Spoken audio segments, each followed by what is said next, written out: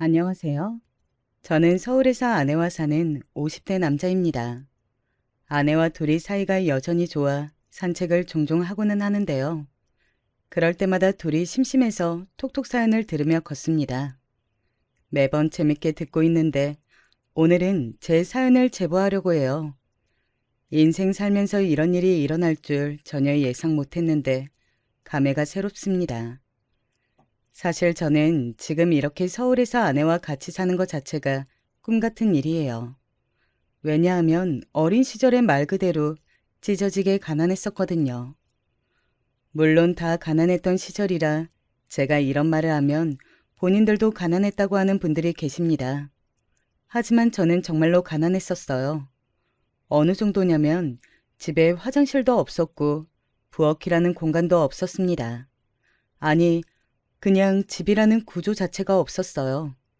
비닐하우스를 개조해서 육남매가 자랐습니다.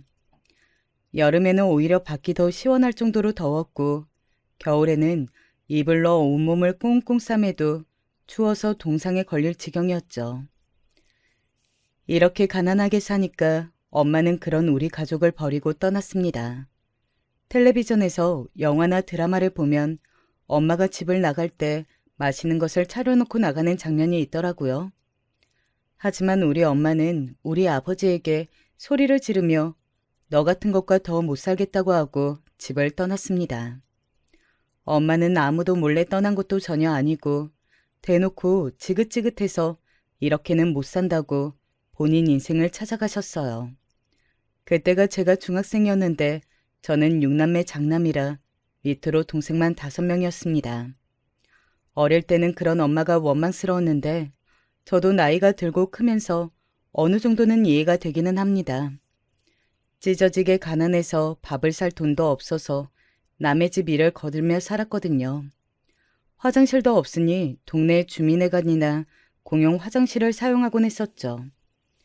그런 환경에서 자식은 많았으니 저야 첫째여서 괜찮았는데 밑으로 갈수록 동생들은 물려 입을 옷이 전부였어요. 다 해지고 낡아서 꿰매 입는 것도 한계가 있었죠. 입는 것만 문제가 아니고 오히려 제일 문제는 먹는 것이었습니다. 너무 가난해서 쌀은 당연히 살 수가 없었고 어릴 때 우리 가족의 주식은 감자와 고구마였어요. 그것도 겨우 한두 개로 나눠 먹고는 했었죠. 이런 상황에서 어린 동생들은 배가 고프다고 엉엉 우는 날이 많았습니다. 차마 그 광경을 보다 못한 주민들이 아이들 먹이라고 옥수수나 남은 반찬을 주시면 그걸로 버티고는 했죠. 이런 환경이다 보니 엄마는 말 그대로 그런 생활이 지겨우셨을 거예요. 버티기 힘들었고 더 그렇게 살고 싶지 않았겠죠.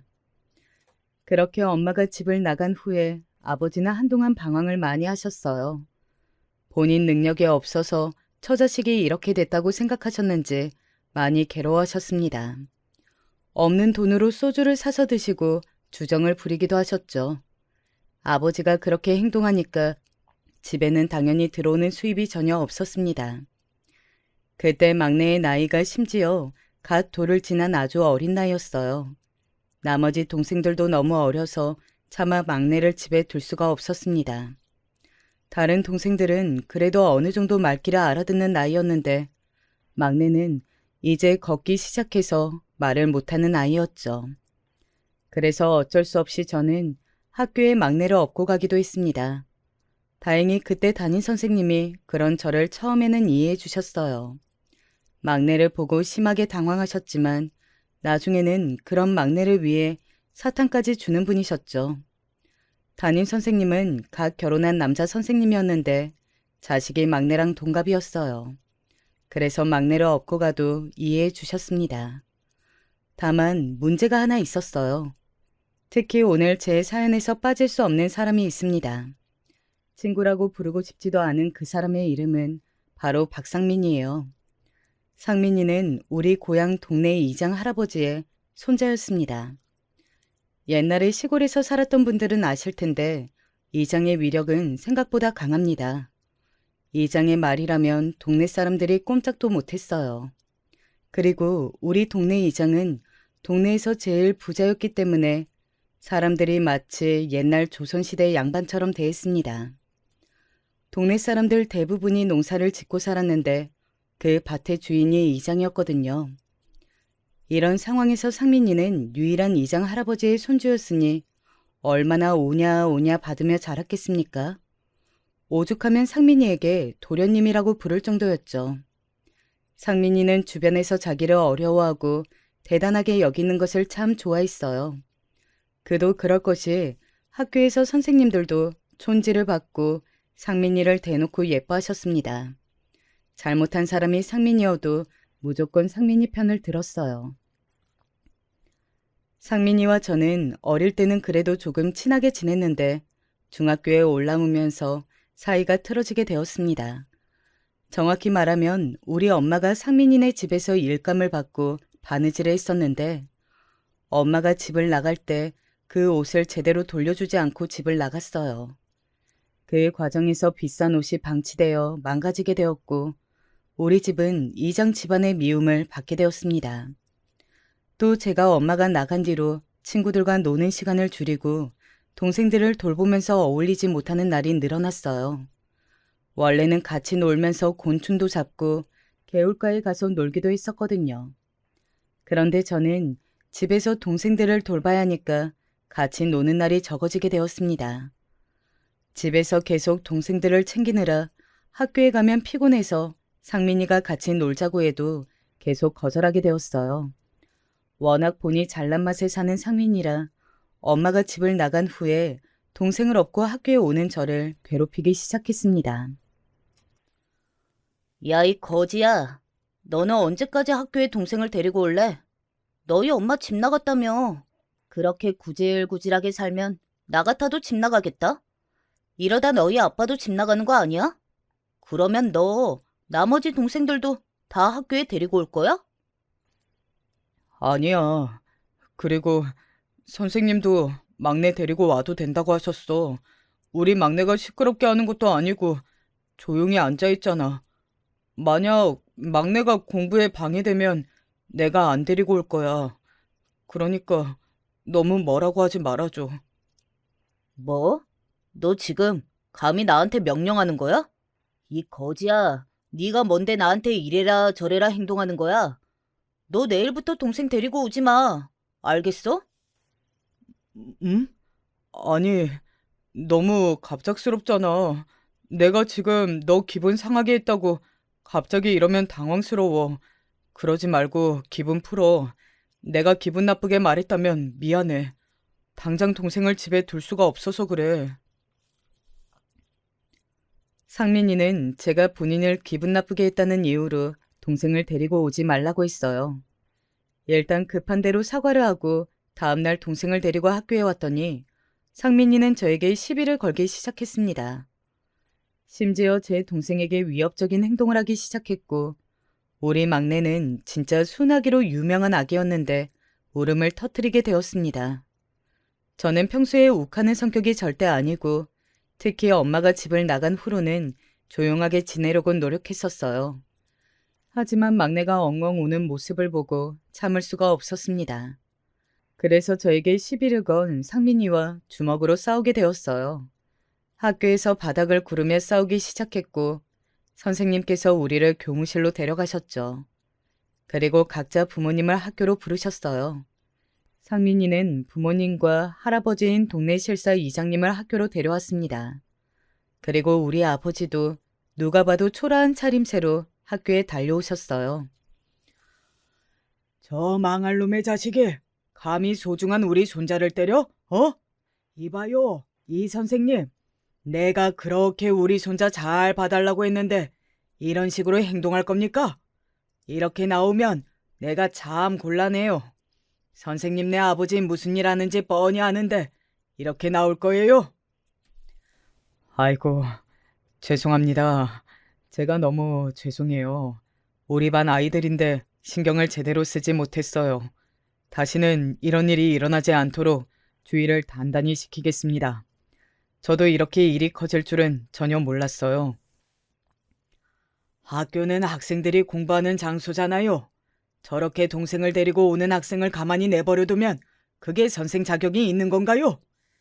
정신 똑바로 차리고 바로 행동하세요. 그리고 너 다시 한번 소중한 우리 손자 손가락 하나라도 건드리면 이 동네에서 고개 못 들고 다닐 줄 알아. 알겠어? 확실. 이장 할아버지의 위력은 생각보다 훨씬 대단했어요. 교무실에 들어와 학교 전체가 울릴 정도로 소리를 바락바락 지르셨습니다. 그러면서 우리 담임 선생님을 포함해서 심지어 교장 선생님한테까지 뭐라 하셨어요. 이장 할아버지가 그렇게 나와도 말리는 사람은 한 명도 없었습니다. 당연히 실세 중에 실세니까 말릴 수가 없었죠. 우리 아버지 역시 이렇다 할 직업도 없었고 사실상 이장의 집에서 일감을 받아 생활하는 사람이라 그저 입을 꾹 다물고 있었습니다. 저는 이때 세상의 쓴맛을 알게 되었어요. 분명히 제 앞에서는 동생을 데리고 와도 좋다고 했던 담임 선생님은 오히려 저에게 뭐라 하기 시작하셨습니다. 그때 저는 본능적으로 깨닫게 되었어요. 제가 아무리 말해도 저들을 이길 수는 없었습니다. 그렇게 상민이와 다툼이 일어나고 저는 학교에서 따돌림까지 받게 되었어요. 저에게 말을 걸면 상민이가 대놓고 직접적으로 괴롭히기 시작했습니다.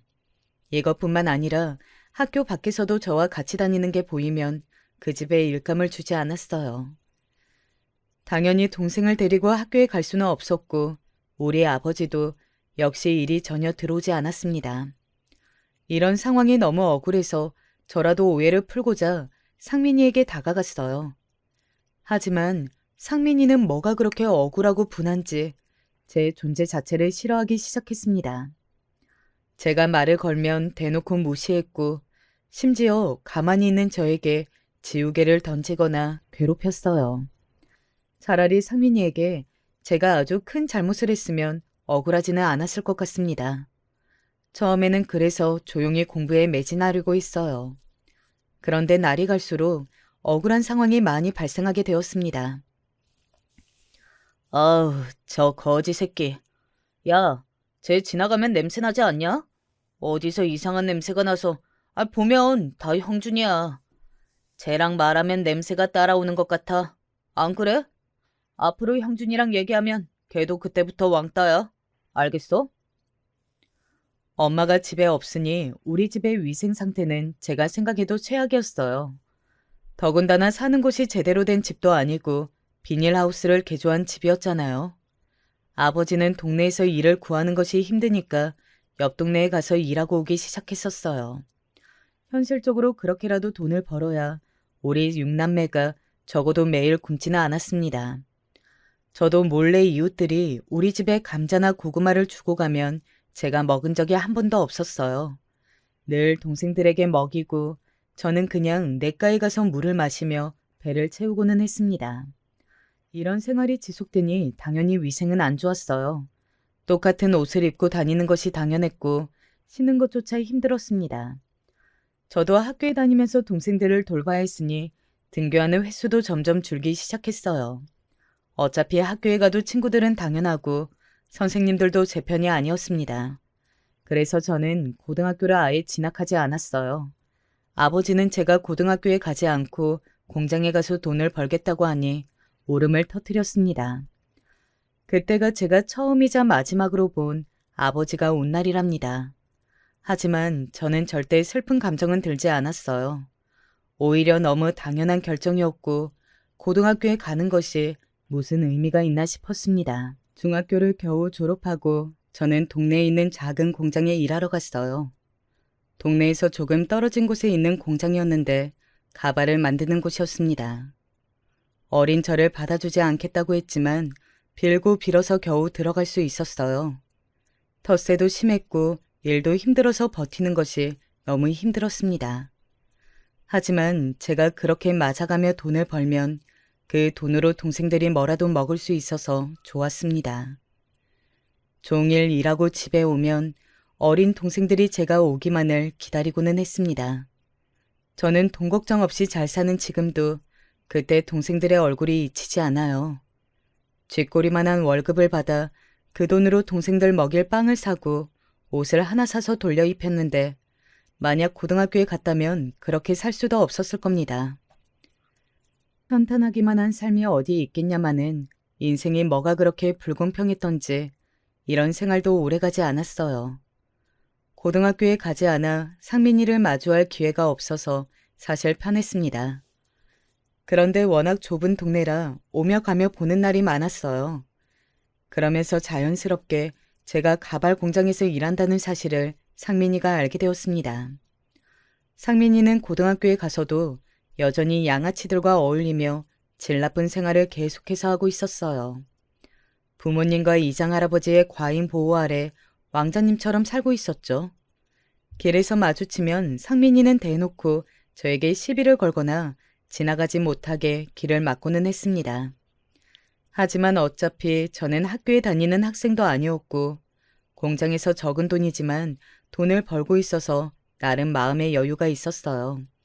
또 상민이와 얽히면 좋은 일이 일어나지 않는다는 것도 알고 있었습니다. 그래서 아무리 저에게 시비를 걸어도 애써 모른 척하며 지냈어요.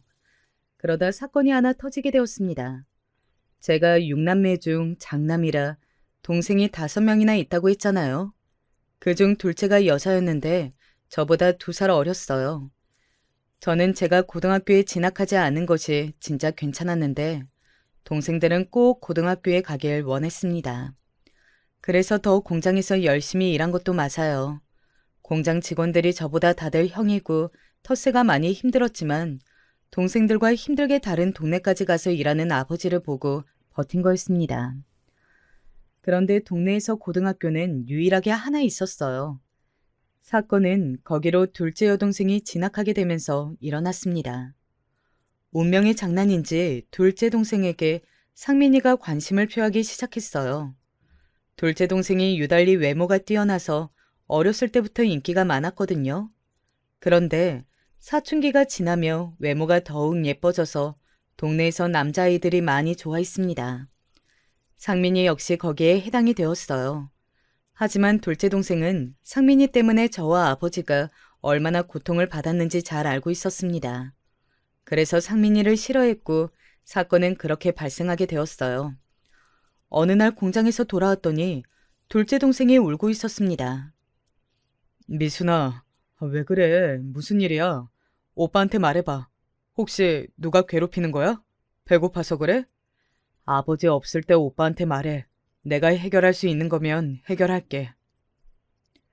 제가 아무리 달래도 동생은 입을 꾹 다물고 말하지 않았습니다. 그런데 둘째의 옆에서 셋째가 어렵게 얘기를 꺼냈어요.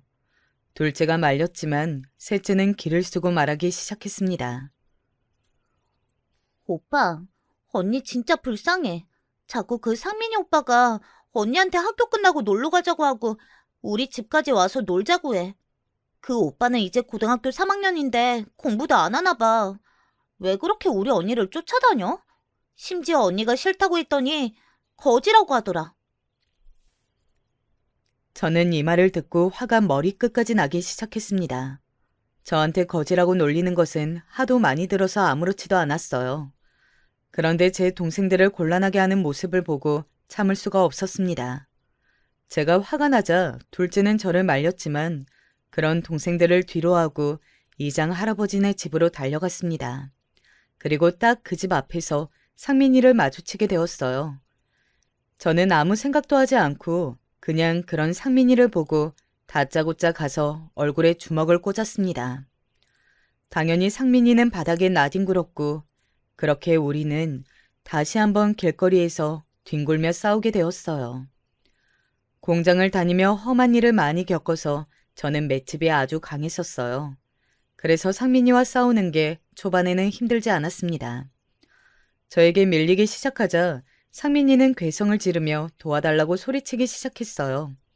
그 광경을 보고 집에 있던 이장 할아버지와 상민이 부모님이 나와 저를 일방적으로 때렸습니다. 아무리 제가 맷집이 강해도 어른들을 상대로 이길 수는 없었어요. 얼굴이며 몸이며 상하지 않은 곳이 없었습니다. 그렇게 발을 절뚝이며 집에 가는데 이상하게 웃음이 자꾸 나왔어요. 집에 도착하니까 아버지가 와 있었고 저를 보자마자 엉엉 울기 시작했습니다. 동생들도 저를 끌어안고 우는데 저는 하나도 슬픈 감정이 들지 않았어요. 물론 몸은 만신창이에 안 아픈 곳이 없었습니다. 그리고 다음 날이 되어 공장에 갔는데 어느 정도 예상은 했지만 진짜로 이미 이장 할아버지가 공장에 찾아왔더라고요. 이장은 저를 보자마자 또 지팡이를 휘두르며 괴성을 지르기 시작했어요. 하나도 무섭지 않았고 속으로 저러니까 상민이가 저 지경이라는 생각이 들었습니다.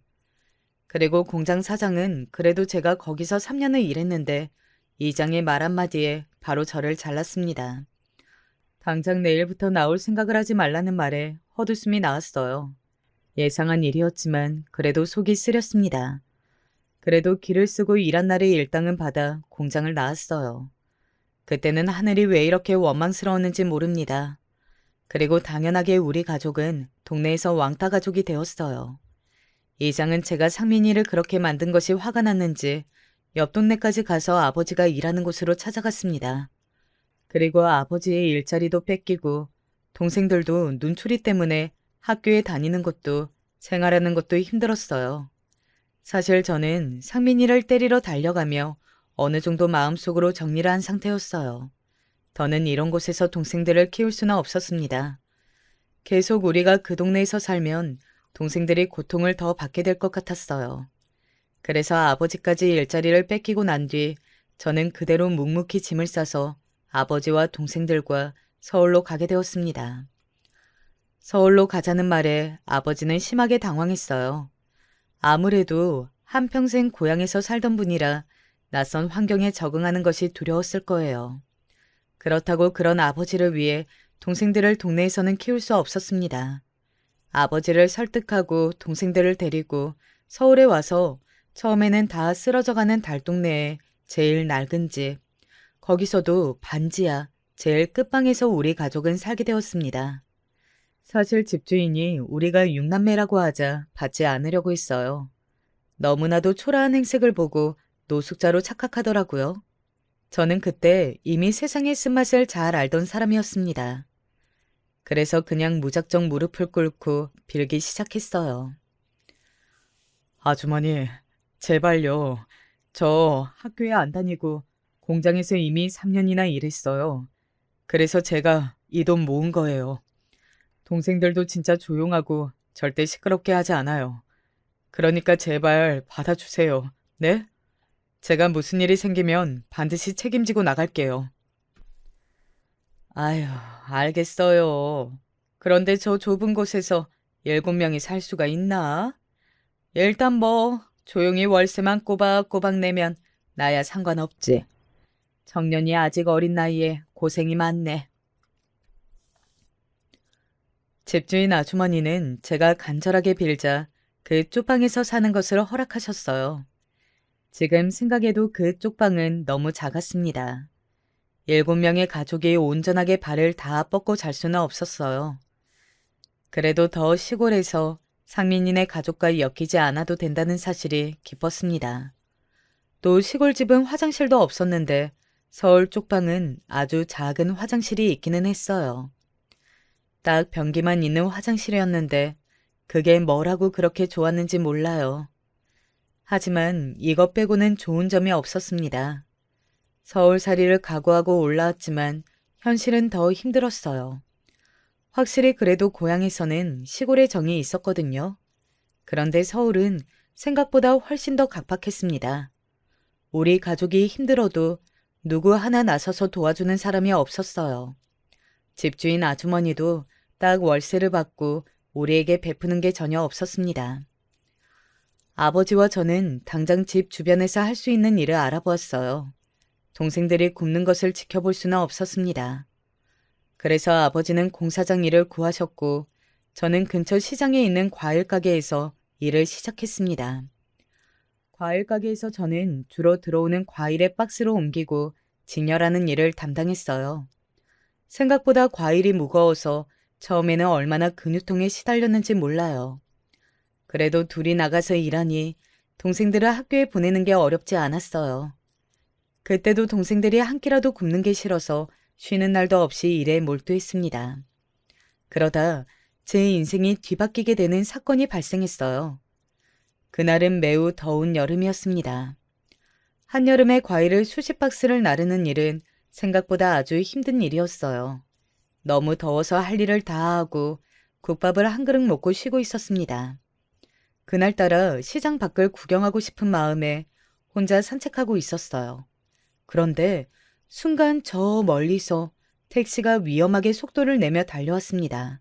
그리고 그 택시는 제 앞에서 걸어가던 어떤 젊은 여자를 향해 돌진했습니다. 그 광경을 보고 저는 진짜 본능적으로 그 여자를 밀쳤어요. 최대한 세게 밀어 택시에서 멀리 떨어지도록 만들었습니다. 그리고 제가 대신 택시에 치이게 되었어요. 택시도 사람을 치게 되는 상황에 오니까 속도를 급하게 줄이더라고요. 나중에 알고 봤더니 택시기사가 대낮에 소주를 2병이나 마시고 운전했다고 경찰이 말했습니다. 아무튼 여자를 구하고 저는 택시에 치이고 그대로 정신을 잃게 되었어요. 제가 눈을 떴을 때는 이미 병원으로 옮겨진 뒤였습니다. 아무리 택시가 속도를 줄였어도 교통사고는 교통사고였어요. 저는 3달을 병원에 입원해서 누워있게 되었습니다. 그런데 놀라운 일이 일어나게 되었어요. 바로 제가 구한 여자가 아주 서울에서 알아주는 부잣집 딸이었다는 거예요. 안녕하세요. 회장님 지시로 왔습니다. 회장님이 하나밖에 없는 금지오경 외동딸을 살려주어 감사하다고 전해달라고 하셨습니다. 병원비는 당연히 지원해 드릴 거고 퇴원하시고 언제든지 사고 관련으로 병원에 다니게 되면 그건 저희 측에서 부담하겠습니다. 또한 회장님께서 사고 후유증으로 일을 계속 못하시게 된다면 우리 회사에 취직하게 해주신다고 하십니다. 제가 구한 사람이 네로라 하는 부잣집 딸일 줄 저는 당연히 모르고 있던 행동이었어요. 알고 봤더니 심지어 그 딸이 아주 힘들게 얻은 외돈딸이었다고 하더라고요. 제가 교통사고로 입원해서 일할 수가 없어 걱정이었는데 월급보다 훨씬 많은 돈을 받게 되었습니다. 그 돈으로 오죽하면 살던 쪽방을 정리하고 반지하를 탈출해서 1층에 있는 집을 얻을 수 있었어요. 그냥 순간적으로 본능에 따른 행동이었는데 이런 결과를 가져올 줄은 저도 상상하지 못했습니다. 바라고 한 행동이 전혀 아니었는데 마치 선물 같았어요. 동생들과 아버지도 믿기지 않는다고 말했습니다. 저는 아버지에게 힘들게 공사장에 나가서 일하지 말고 집에 있으라고 할 정도였어요. 아버지도 몸쓰는 일을 하며 몸이 많이 상한 상태였거든요. 허리와 어깨가 성하지 않아 매일 파스를 몸에 두르고 살고는 했습니다. 자식으로서 그 모습이 얼마나 슬펐는지 몰라요. 그런데 더 놀라운 점이 뭔지 아세요? 이 사건은 이렇게 금전적인 도움을 받은 것에서 끝나지 않았습니다. 바로 제가 구한 그 여성분이 저에게 관심을 표하기 시작했어요. 처음에는 그냥 자기를 구해줬으니 고마워서 저를 계속 찾아오는 줄 알았습니다. 그런데 시간이 지나며 그 여성분은 저를 노골적으로 따라다니기 시작했어요. 제가 이제 혼자 병원에 다닐 수 있다고 아무리 말해도 들은 척도 하지 않았습니다. 그리고 마침내 대놓고 저에게 연애하자고 들이대기 시작했어요. 저는 너무 당황스러웠습니다. 물론 부잣집 딸이기도 하고 외모도 너무 뛰어난 사람이라 좋았어요. 하지만 근본적으로 저는 가진 것이 아무것도 없으니까 자신감이 없었습니다. 그런데도 여성분은 제가 마치 백마탄 왕자님처럼 느껴졌다고 하며 다가왔어요. 그렇게 우리는 연애를 시작하게 되었습니다. 연애하면서 여자친구에 관한 사랑은 더 커지기 시작했어요. 생각보다 훨씬 다정하고 밝은 사람이었습니다. 그래서 동시에 제 부족함에 대해 더 깨닫게 되었어요. 사실 그리고 제가 교통사고 후유증으로 다리를 절게 되었거든요. 아주 심각하게 목발을 짚거나 평생 휠체어를 타고 다녀야 하는 수준은 아니었습니다. 하지만 온전하게 2발로 걷지는 못하는 상태였어요. 누가 봐도 다리를 저는 사람이었죠. 많이 고통스럽지는 않았는데 제 아픔보다 남들의 시선이 견디기 더 힘들었어요. 이거랑 관련한 비용은 여성분의 아버지가 당연하게 돈을 내주셨어요. 그리고 위로금도 많이 주었습니다. 그 비용으로 우리 동생들은 돈을 걱정하지 않고 학교에 다닐 수 있었습니다. 모른 척할 수도 있었는데 진짜 고마우신 분들이었어요. 하지만 회장님은 그런 저를 이해해도 제가 하나밖에 없는 금지호 겸 외동딸의 남자친구가 되었다는 것은 인정하지 않으셨어요. 회장님의 심정을 이해 못하는 것은 전혀 아닙니다. 회장님은 제가 다쳐서 입원했을 때는 일이 바빠 저를 보러 오지 않으셨어요. 그런데 제가 따님과 연애한다는 말에는 저를 직접 찾아오셨습니다. 그리고 정중하지만 확실하게 말씀하셨어요. 자네가 대단한 청년인 것은 나도 인정하네. 그리고 우리 성희를 구해준 것도 너무 고마워. 평생 이 은혜는 잊지 않고 자네 가족이 돈 걱정 없이 살도록 해주겠네. 하지만 그렇다고 우리 딸과 결혼하는 것은 반대야. 우리 성희는 하나밖에 없는 자식이라네. 내 말이 무슨 뜻인지 자네는 똑똑하니까 이해할 거라 믿네. 회장님은 저를 괴롭혔던 이장 할아버지와는 완전히 다른 말투와 행동이었어요. 그래서 슬프지만 저는 여자친구에게 이별을 고하게 되었습니다. 당연히 아름답고 밝고 긍정적인 여자친구를 계속 만나고 싶었어요. 하지만 그건 제 욕심이었습니다. 그래서 더 만나는 것은 무리라고 말했어요. 그런데 그때 제 여자친구는 저와 절대 헤어질 수 없다며 무려 단식 투쟁을 하게 되었습니다. 금지 오겹 외동딸이라 여자친구의 집에서는 당연히 난리가 났대요. 여자친구가 애초에 이런 식으로 부모님의 말씀을 거역하는 것이 처음이라고 하더라고요. 그 사실을 저는 회장님을 통해 듣게 되었어요. 여자친구의 단식 투쟁에 화가 난 회장님이 저를 아예 집으로 불렀거든요. 그리고 정말 아이러니하게 저는 그 자리에서 결혼 허락을 받게 되었습니다. 이게 도대체 어떻게 된 건지 궁금하시죠? 회장님이 기사를 보내서 그 차를 타고 회장님의 집으로 가게 되었어요. 여자친구가 네로라 하는 부잣집이라는 것은 저도 이미 알고 있었습니다. 그런데 막상 도착해서 대문 앞에 서니까 집의 크기 자체가 위압감이 들었어요. 아니, 우리 가족 7명이 평생 일해도 이런 집에서는 못 살 것 같았습니다. 순간 그냥 들어가지 말까 생각했던 것도 사실이에요. 하지만 이왕 여기까지 왔으니 문을 열고 들어갔습니다. 여자친구는 거실 소파에 앉아 있었어요. 저를 보자 환하게 활짝 웃더라고요. 그 모습을 보고 회장님과 사모님은 대놓고 혀를 차셨어요. 그리고 회장님은 저에게 말씀하셨습니다. 여자친구가 저와 헤어질 바에는 죽겠다고 했다고 하더라고요. 어쩐지 얼굴부터 몸까지 너무나도 마른 모습에 마음이 아팠습니다. 그때까진 회장님도 그랬지만 사모님이 저를 보는 표정은 매우 좋지 않았어요. 저를 마치 벌레 보듯 쳐다보셨습니다. 하지만 기분이 나쁘지 않았고 당연히 그럴 수 있다고 생각했어요. 담담하게 하는 말을 계속해서 듣고 있었습니다. 회장님은 여자친구와 결혼하게 된다면 당신 회사에서 일하라고 하셨어요. 그러면서 본격적으로 경영을 배우라고 하시며 계속 한숨을 쉬셨습니다. 제가 대학에 다니지 않고 있다는 사실은 아니까 고등학교 성적을 물어보셨어요. 저는 담담하게 고등학교를 나오지 않았다고 했더니 사모님은 두통이 온다고 물을 연거푸 마셨어요. 도대체 무슨 인생을 살았기에 고등학교도 나오지 않았냐고 소리를 지르셨습니다.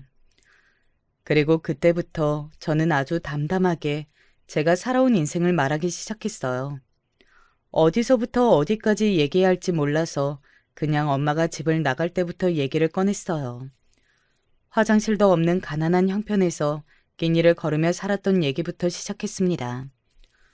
그래도 장남이라 책임감이 강했다고 나름 저를 두둔하는 말도 꺼냈어요. 동생들을 돌보기 위해 고등학교에 가지 않았고 공장에서 일했다고 했어요. 그러다 가족에게 일이 생겨 서울로 왔다고 했죠. 이런 식으로 그냥 있는 그대로 사실을 나열하기 시작하니 저도 속에 있는 말이 나왔습니다. 이런 얘기는 여자친구도 처음 듣는 얘기였을 거예요. 그러면서 서울로 도망치듯 오게 되었고 그렇게 여자친구의 교통사고까지 일어나게 되었다고 설명했습니다. 제 얘기가 다 끝나자 회장님과 사모님은 한동안 말이 없었어요. 단지 여자친구가 혼자 그런 일이 있었냐며 울먹거렸죠. 그리고 잠시 후에 회장님이 말을 꺼내셨습니다. 자네가 그냥 가난한 집안의 아들인 줄 알아서 결혼을 반대했던 거였는데 이런 사정이 있는 줄은 몰랐네. 그동안 산전수전 다 겪으며 힘들게 살았던 것 같은데 정말 고생 많았어. 얘기를 쭉 들어보니까 어린 나이에 겪기 힘든 일을 많이 겪었는데 이렇게 책임감도 강하고 삶의 의지가 강하다니 요즘 보기 드문 청년이야. 우리 딸이 철이 없는 줄 알았는데 오히려 사람 보는 눈이 있네. 회장님의 말이 끝나자 사모님도 저를 불신하는 눈빛이 아닌 대단한 눈빛으로 바라보았습니다. 그리고 결혼 허락이 떨어졌고 그때부터 제 인생이 완전히 뒤바뀌게 되었어요. 제일 먼저 회장님은 결혼 전에 검정고시를 보라고 하셨습니다. 그러면서 우리 집의 사정을 알고 그냥 지나칠 수 없다며 집도 하나 얻어주셨어요. 덕분에 우리 동생들은 태어나서 처음으로 집다운 집이 생기게 되었습니다. 아버지도 이런 사실이 믿기지 않는다며 연신 놀라워하셨어요. 저는 고등학교를 아예 진학하지 않았었고 중학생 때도 공부랑 친했던 사람이 아니었습니다. 그래서 처음에는 남들은 쉽게 따는 검정고시가 참 어려웠어요. 하지만 그럴 때마다 저는 제 미래를 생각했습니다. 우리 동생들이 조금이라도 더 나은 상황에서 일할 수 있고 또 집 나간 엄마와 고향에서 저를 괴롭혔던 이장 할아버지와 상민이를 생각했어요. 그렇게 검정고시에 합격을 했는데 문제는 대학 입시였습니다. 다들 아시겠지만 그냥 고등학교 졸업장이 있는 것과 대학에 합격하는 것은 전혀 다른 문제잖아요. 하지만 회장님은 제가 대학에 합격하길 원하셨어요. 결혼하면 제가 사위가 될 거고 회사를 물려받을 수도 있으니 경영을 배우라고 하셨습니다. 어차피 다리를 다쳐서 제대로 일할 수도 없었으니 가만히 앉아서 공부를 죽어라 하기 시작했어요. 그리고 마침내 저는 서울에 있는 유명 대학교에 법학과에 입학하게 되었습니다. 지금은 그렇지 않다고 하는데 저 때는 법학과가 간판 학과였거든요. 그래서 제가 법학과에 입학하자 아버지는 너무 놀라 눈이 휘둥그레졌습니다. 당연히 처가에서도 아주 좋아하셨어요. 그렇게 결혼까지 하고 저는 본격적으로 장인어른의 애정을 받기 시작했습니다.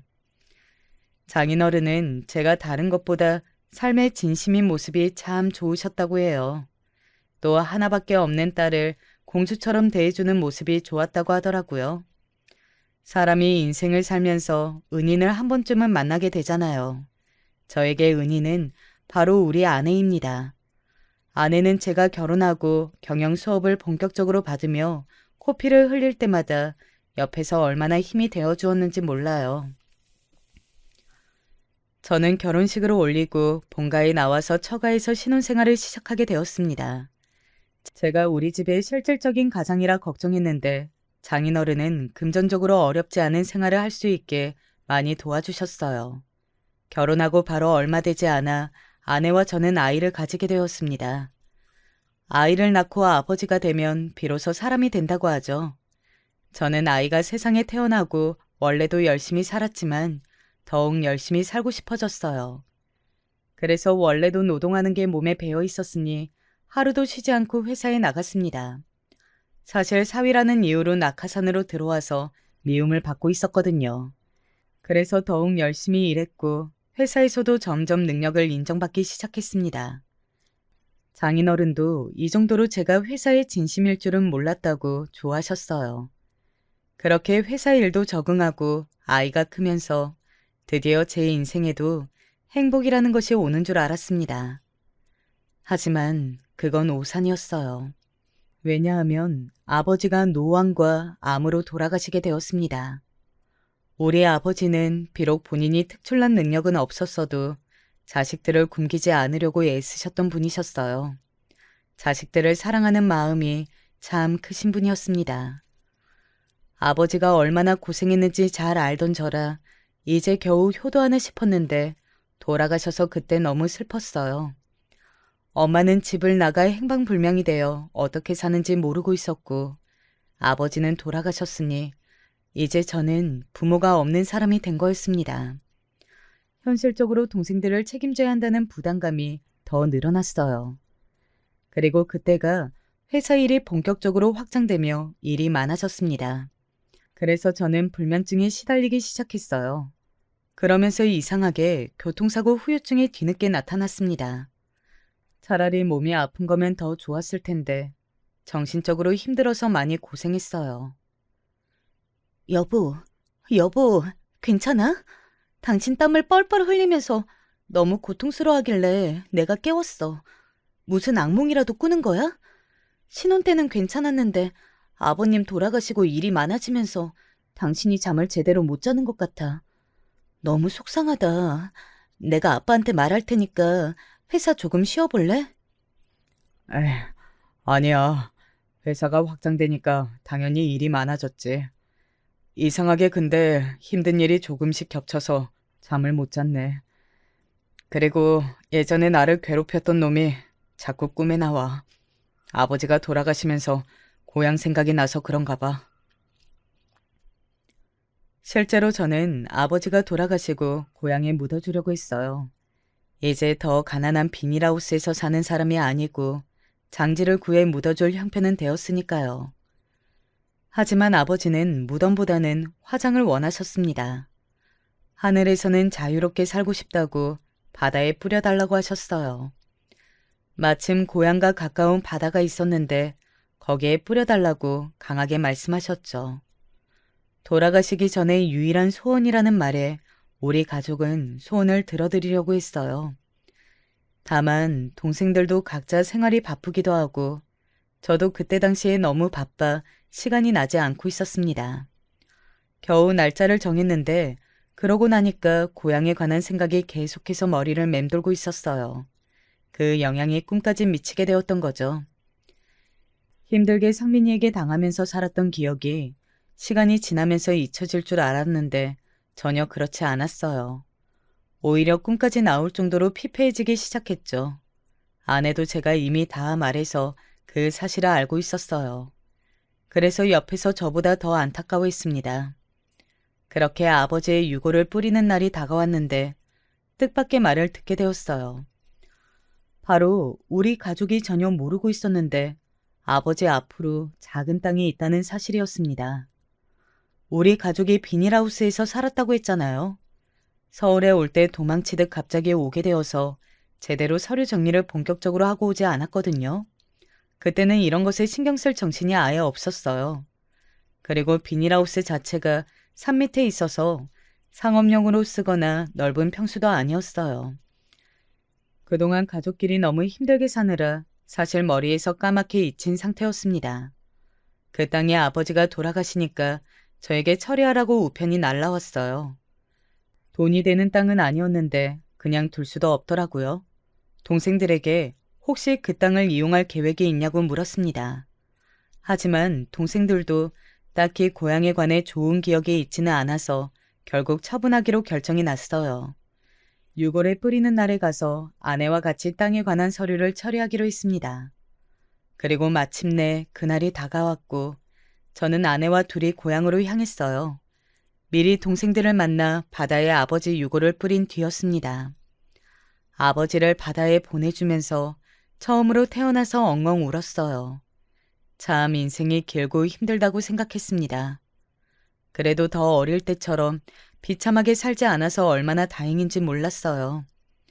이런 생각을 아내에게 말했더니 그동안 너무 고생이 많았다고 저를 위로했습니다.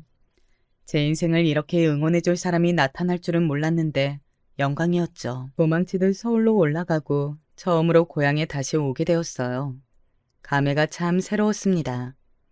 몇 개월만 지나도 무언가가 확 바뀌는 서울과 달리 고향은 바뀐 게 별로 없었어요. 큰 은행나무도 그대로 있었고 심지어 제가 어릴 때 있던 병원도 그대로였습니다. 바뀐 게 크게 없어서 오히려 당황한 마음이 들었어요. 아내는 연신 신기해하며 옆에서 질문을 많이 했습니다.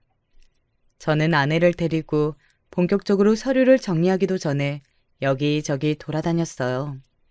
제가 다녔던 학교도 가고 놀았던 개울가도 갔습니다. 그리고 마지막으로 동생들과 아버지와 살았던 비닐하우스에도 갔어요. 그때는 저도 속에서 울컥하는 게 올라오더라고요. 아내에게 여기서 살았다고 하니까 눈물을 글썽였습니다. 어릴 때는 몰랐는데 다 크고 아버지가 된 채로 내려와 보니 그때 아버지가 얼마나 힘들었을지 상상이 가기 시작했어요. 화장실도 없는 집도 아닌 공간에서 참 고생이 많았죠.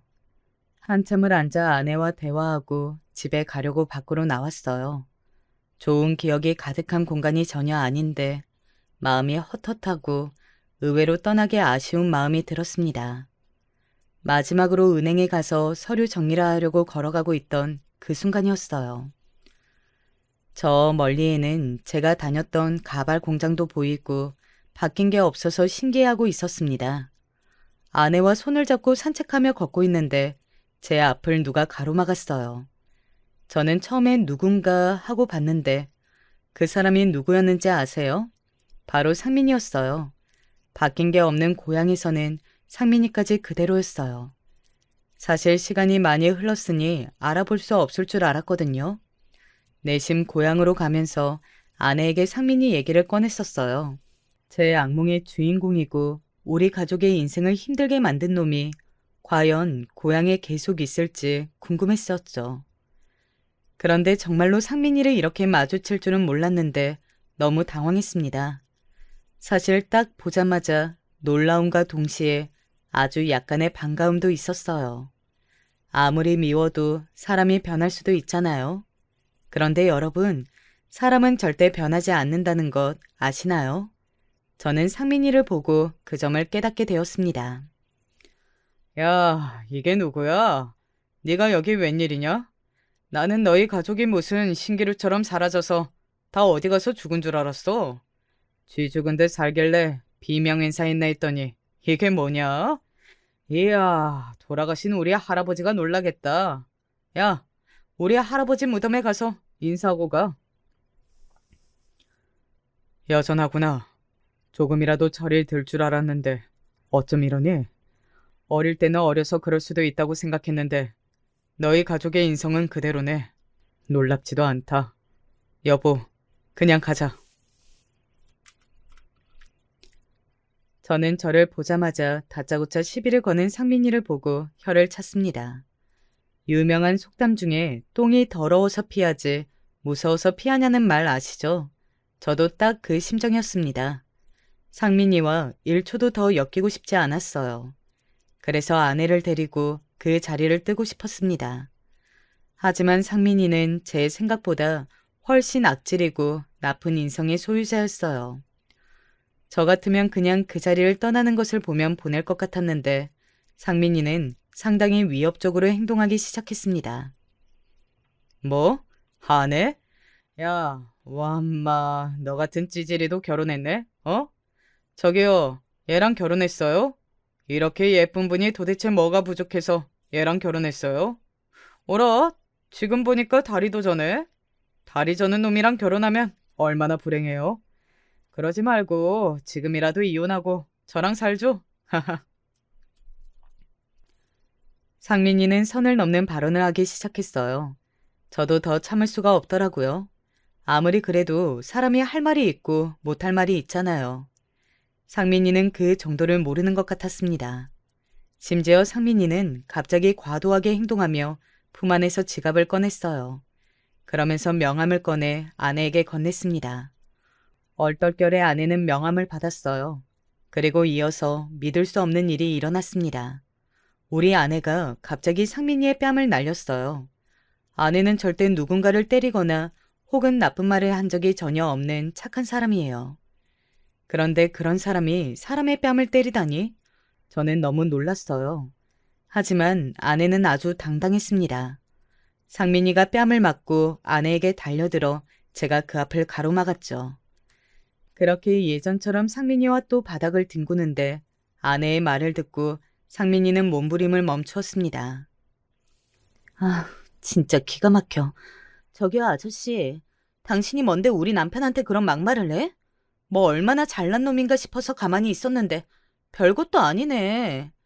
대통령이 이래도 웃긴 판에 뭐 이런 꼴랑 조그만 회사 아니지. 사무실 하나 운영한다고 잘난 척이야? 당신 내 남편하고 우리 아빠 회사 어딘지 알아? 어? 당신 정도 사회에서 죽이는 거 일도 아니야. 아내가 악을 쓰며 말하자 상민이는 오히려 되물었어요. 뭐가 그리 잘났냐는 말에 아내가 당당하게 지갑에서 명함을 꺼내 상민이에게 던졌습니다. 땅에 떨어진 명함을 확인한 상민이는 말 그대로 얼굴이 허옇게 질렸습니다. 명함을 보고 상민이는 말을 더듬으며 저에게 물었어요. 너 진짜야? 진짜? 네가 여기 전무라고? 너 이 새끼 가진 것도 하나 없으면서 어떻게 된 거야? 어? 야, 그럼 진작 말하지. 내가 너 이렇게 잘 나갈 줄 알았어. 하하. 어릴 때 우리 친했던 거 알지? 아우, 오랜만에 고향 온 이유가 있었네. 상민이는 너무나도 뻔뻔하게 행동하기 시작했어요. 방금 전까지 저와 바닥을 구르며 싸웠던 것은 까먹은 것인지 대놓고 들러붙기 시작했습니다. 기가 막혀 가만히 보고 있었는데 상민이는 진심으로 우리 부부에게 매달렸어요. 알고 봤더니 상민이는 집안 자체가 망해서 빚더미더라고요. 우리에게 들러붙으면 콩고물이 떨어질 줄 알았는지 아예 태도를 바꾸었습니다. 당연히 저는 그런 상민이와 더 같이 있고 싶지 않았어요. 아내 역시 그냥 그 자리를 뜨자고 하더라고요. 그렇게 상민이를 뒤로하고 차에 타서 서울로 다시 오게 되었습니다. 상민이는 끝까지 우리 부부를 놓치기 싫어했어요. 달려와서 제 바짓가랑이를 붙들기도 했습니다. 대놓고 돈을 빌려달라는 소리를 하는 모습에 할 말이 나오지 않았습니다. 이런 놈이 뭐라고 어릴 때 그렇게 무서워했는지 억울한 마음도 들었어요. 아내는 서울로 올라오는 내내 제 악몽의 주인공인 상민이에게 뺨 한 대로는 모자랐다며 말했습니다. 그리고 서울에 와서 동생들을 불러 모아 있었던 일을 전했어요. 동생들도 너무 통쾌하고 잘했다고 하더라고요. 여러분, 여기까지가 제가 준비한 사연입니다. 예전에는 고향을 생각하면 억울하고 어딘가 불편한 마음이 가득했었어요. 그런데 상민이를 만나 복수하고 오니 이제는 완전히 편안한 상태가 되었습니다. 저도 예전처럼 악몽을 꾸거나 그런 증상도 아예 사라졌어요. 요즘엔 아내와 함께 행복하게 살며 아이를 키우고 있습니다. 장인어른의 회사도 열심히 다니고 있어요. 장인어른이 곧 저에게 경영권을 넘기고 쉬고 싶다고 하시더라고요. 너무 가난해서 밥도 못 먹던 제가 한 회사의 회장이 되다니 감회가 새로워요. 저를 죽어라 괴롭히던 상민이네 집안은 망할 대로 망했더라고요. 이런 것을 보면 분명히 하늘이 나쁜 사람들을 지나치지 않는 것 같습니다. 저는 남은 인생을 우리 가족과 행복하게 살도록 하겠습니다. 제 사연 들어주셔서 정말 감사합니다. 여러분도 행복한 인생 사시길 진심으로 기원하겠습니다. 제가 진짜 참고 참았지만 도저히 어처구니가 없고 화가 나서 최근에 일을 하나 벌였습니다. 그런데 남편이 저보고 잘못했다고 그러는데 저는 제가 잘못했다는 말 자체가 용납되지 않기 때문에 이렇게 다른 분들에게라도 의견을 묻고 싶어 사연을 보내봅니다. 저는 남편과 결혼한 지 10년이 지났어요. 자식도 있고 서로 막 불타듯이 사랑하진 않지만 그래도 믿을 만한 아내와 남편으로서 저희 가족 먹고 사는 것만 신경 쓰고 열심히 살았다고는 생각합니다. 그리고 당연히 남편의 아내로서 시부모님도 극진히 모셨어요. 다른 시댁 가족들에게도 언제나 친절히 대했죠. 특별히 관계가 아주 좋은 시댁 며느리 관계는 아니긴 했지만 그래도 별 문제 없이 그럭저럭 무난한 며느리와 시댁 관계라고 자부해요. 그런데 이 평범한 시댁과 며느리 관계에서 문제가 하나 생겼습니다. 바로 노총각 아주버님 때문이에요. 아주버님은 노총각이라는 말대로 오랜 시간 결혼하지 않았습니다.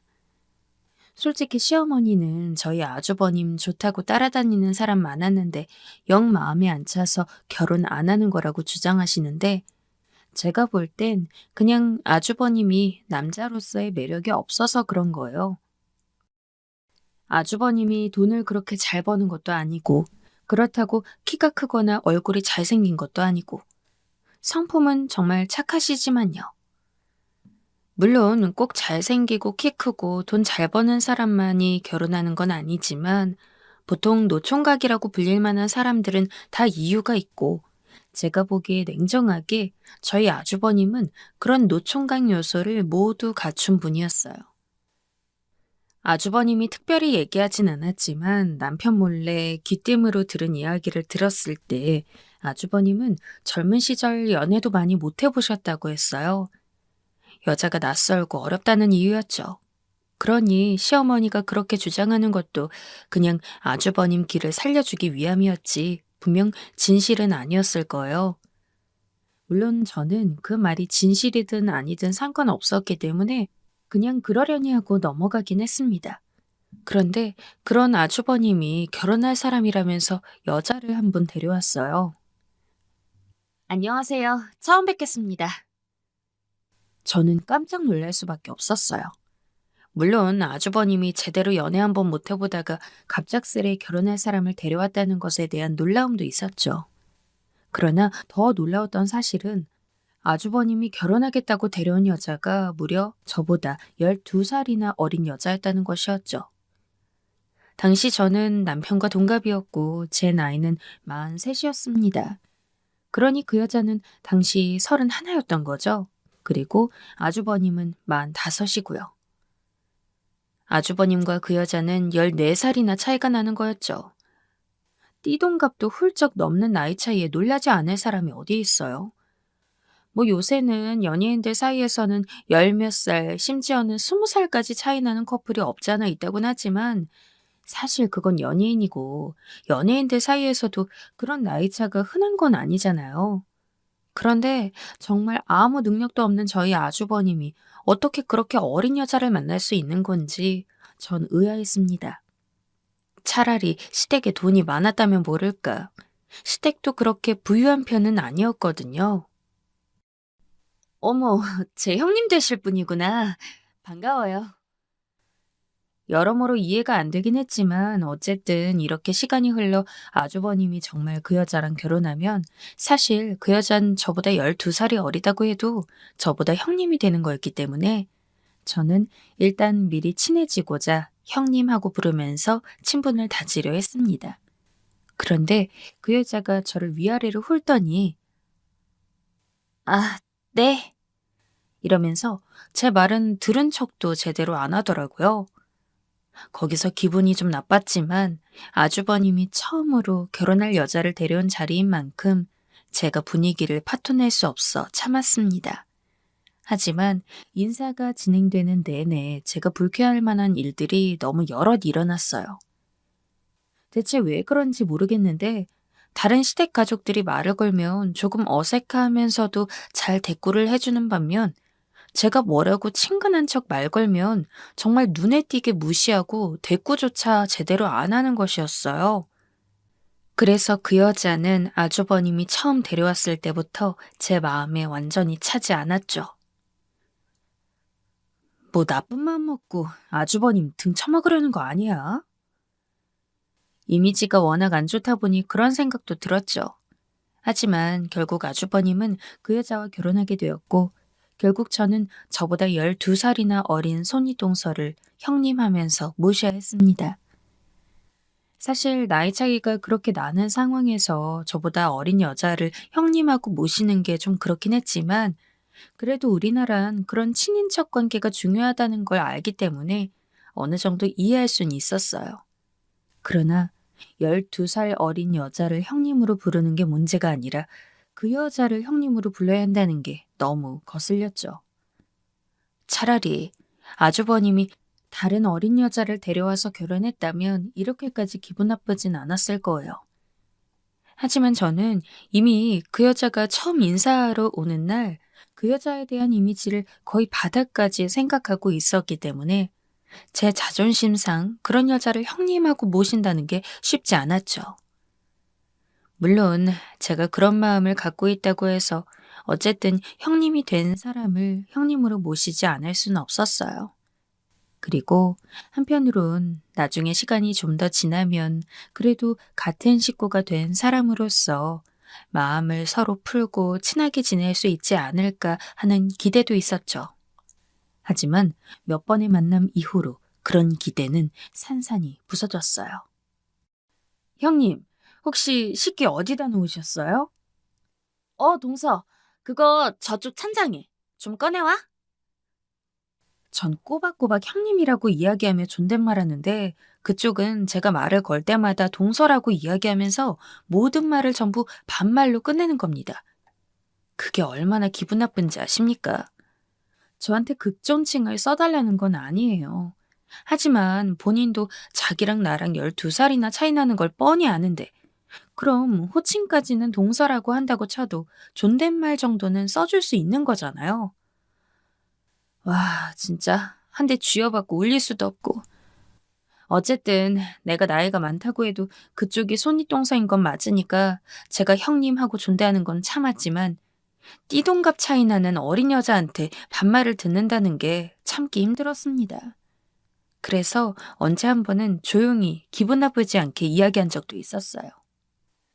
형님, 형님만 괜찮으시면 저희 서로 존댓말을 하면서 이야기해도 될까요? 물론 형님이시긴 하지만 그래도 제가 더 나이가 많으니까 조금 더 서로 존중하면서 이야기를 하면 좋을 것 같아서요. 하지만 그 여자도 진짜 강적이더군요. 내가 왜? 동서 말대로 동서가 나이가 많긴 하지만 내가 형님이잖아. 내가 형님인데 그런 것까지 신경 써야 돼? 가족 사이에 그런 사소한 거 너무 마음에 담아두고 그러지 마. 그럼 동서만 번거롭고 귀찮잖아. 마음을 좀 넓게 가져야지, 응? 아주 저를 타이르듯이 이야기하는데 진짜 꾹꾹 참았던 게 그때 터질 뻔했습니다. 12살이나 어린애가 저한테 훈수 두는 거잖아요. 아니, 솔직히 제가 못할 말 했습니까? 저한테 무작정 존댓말 하라 그러고 나는 반말 쓰겠다는 것도 아니고 가족이긴 하지만 그래도 뭐 자주 보는 입장도 아니니까 그냥 적당히 서로 존중하자는 의미로 잘 돌려서 이야기했는데 거기다 대고 저한테 훈계를 하니까 기분이 확 더럽더라고요. 그 대화 이후 저는 형님에 대한 이미지를 더욱 안 좋게 생각하게 되었어요. 마음 한편으론 참자. 그깟 나이는 아무것도 아니다. 하고 저 자신을 다독여 봤지만 매번 얼굴 볼 때마다 그런 거를 봐야 하니까 사람 참을성에도 한계가 있더군요. 그리고 제가 본격적으로 터지게 된 것은 바로 이번 추석이었습니다. 사실 그동안 몇 번의 명절을 거치고 나서 전 형님이랑은 절대 상종할 수 없겠다는 것이 머리에 딱 박혀 있어서 어쩌다가 명절이나 혹은 시부모님 생신, 다른 기타 행사 등으로 시댁에 가서 형님을 보게 될 일이 있을 때 최대한 부딪히지 않기 위해서 멀리 떨어져 있었어요. 집안일을 하더라도 일부러 형님이 요리를 하면 제가 뒷정리하는 식으로 나눠서 하려고 했고 다 같이 한자리에 앉아 있을 때도 형님과는 최대한 떨어져 앉았습니다. 그런 날에는 그래도 최대한 형님이랑 별다른 마찰 없이 지나갈 수 있었거든요. 하지만 진짜 이번 추석에는 무슨 애군이 끼었는지 시어머니가 평소에는 아무런 말도 안 하다가 이번 추석에 갑자기 저희 둘이 같이 요리를 하라 그러질 않나. 누가 보면 저희들을 붙여놓지 못해 안달난 사람인 것처럼 굴더라고요. 시어머니가 그렇게 이야기하시니 저도 하는 수 없이 형님과 함께 일해야 했습니다. 하지만 그럴 때마다 형님은 제게 사사건건 말을 걸면서 제가 하는 모든 행동에 시비를 걸기 바빴습니다. 동서, 집안일 처음 해봐? 밥을 그런 식으로 앉히면 안 되지. 지금까지 그렇게 밥을 차렸던 거야? 동서, 반찬 좀 미리 상에 다 꺼내놔. 어머님이 오징어 초무침 좋아하시는 거 알지? 그건 특별히 많이 좀 담아두고. 동서, 나 바쁘니까 설거지 좀 해줘. 대신 내가 어머니랑 시간 좀 보내고 있을게. 그동안 형님과 함께 얼굴을 마주하는 날이 올 때마다 형님의 막무가내식 반말에 대해 대책을 세워야겠다는 생각을 하긴 했습니다. 하지만 저는 분노를 느낄 수는 있어도 남한테 싫은 소리 하는 것이 익숙하지 않은 사람이라 그 때문이라도 꼭꼭 참아왔던 게 없지 않아 있었거든요. 게다가 그냥 무작정 반말하지 말라고 해서 될 일도 아니었고요. 애초부터 서로 존댓말하자는 얘기에 말도 안 된다는 식으로 일축한 것도 형님이었으니까요. 그러나 이번 추석은 진짜 유독 심했습니다. 제가 확실히 그동안은 최대한 형님과 붙어있지 않으려고 노력을 해서인지 별다른 일이 없었던 거고, 이렇게 형님과 둘이 붙어있을 시간이 많다 보니까 진짜 말 한마디 한마디가 저에게 비수처럼 내리꽂히는데, 제가 아무리 남에게 싫은 소리 못하는 타입이라지만 저 역시 할 땐 할 줄 아는 사람이고, 전 본능적으로 이번 추석이 형님과 나의 관계를 다시 한번 재정립하게 되는 날이구나 생각했습니다. 하지만 그 전까진 최대한 참았어요. 저도 좋은 게 좋은 거라고 별다른 문제 없이 끝내고 싶었으니까요. 그래서 형님이 그런 식으로 깐깐하게 구는 것도 전부 참아 넘긴 겁니다. 하지만 식사 자리에서 도저히 참을 수 없는 일이 일어났어요. 동서, 국이 식었는데 국 좀 데워와. 시작은 저 말이었습니다. 명목은 어른들 드시는 국이 식었으니 따뜻하게 다시 데워오라는 얘기였지만 그동안 명절 때 단 한 번도 저에게 이런 일을 시킨 적이 없던 형님이 그렇게 말을 꺼내는 것만으로도 정말 큰 스트레스로 다가왔어요. 게다가 다들 관계상 손윗동서인 형님이 저보다 위인 건 알고 있지만 동시에 제가 나이가 12살 더 많다는 것도 알고 있었기 때문에 그 미묘한 침묵이 더욱더 참기 힘들었죠. 그러나 한 번으로 그칠 줄 알고 아무 말 없이 네, 알겠어요, 형님. 하면서 시키는 대로 국을 데워왔습니다. 하지만 형님은 거기서 그치지 않았어요. 아무래도 사람이 많이 모여있기도 하고 식사한 뒤에 같은 자리에서 과일도 깎아먹고 계속해서 이야기를 나누었던지라 그 자리가 거의 3시간이 넘게 이어졌는데 그럴 때마다 형님은 제게 시도 때도 없이 이것저것 심부름을 시켰습니다.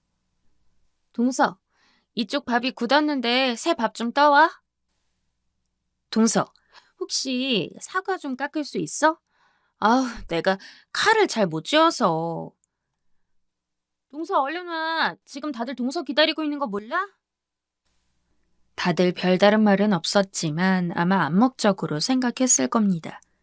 형님이 제게 대하는 게 유독 심하다는 걸요. 전 더 이상 참고 있을 수 없었기 때문에 자리가 파하고 나서 다들 흩어져 각자 시간을 보낼 때 형님을 시댁 뒷마당으로 불러냈어요. 형님은 그때까지만 해도 제가 부른 게 그냥 귀찮다는 듯이 나 좀 쉬려고 했는데 왜 불렀어?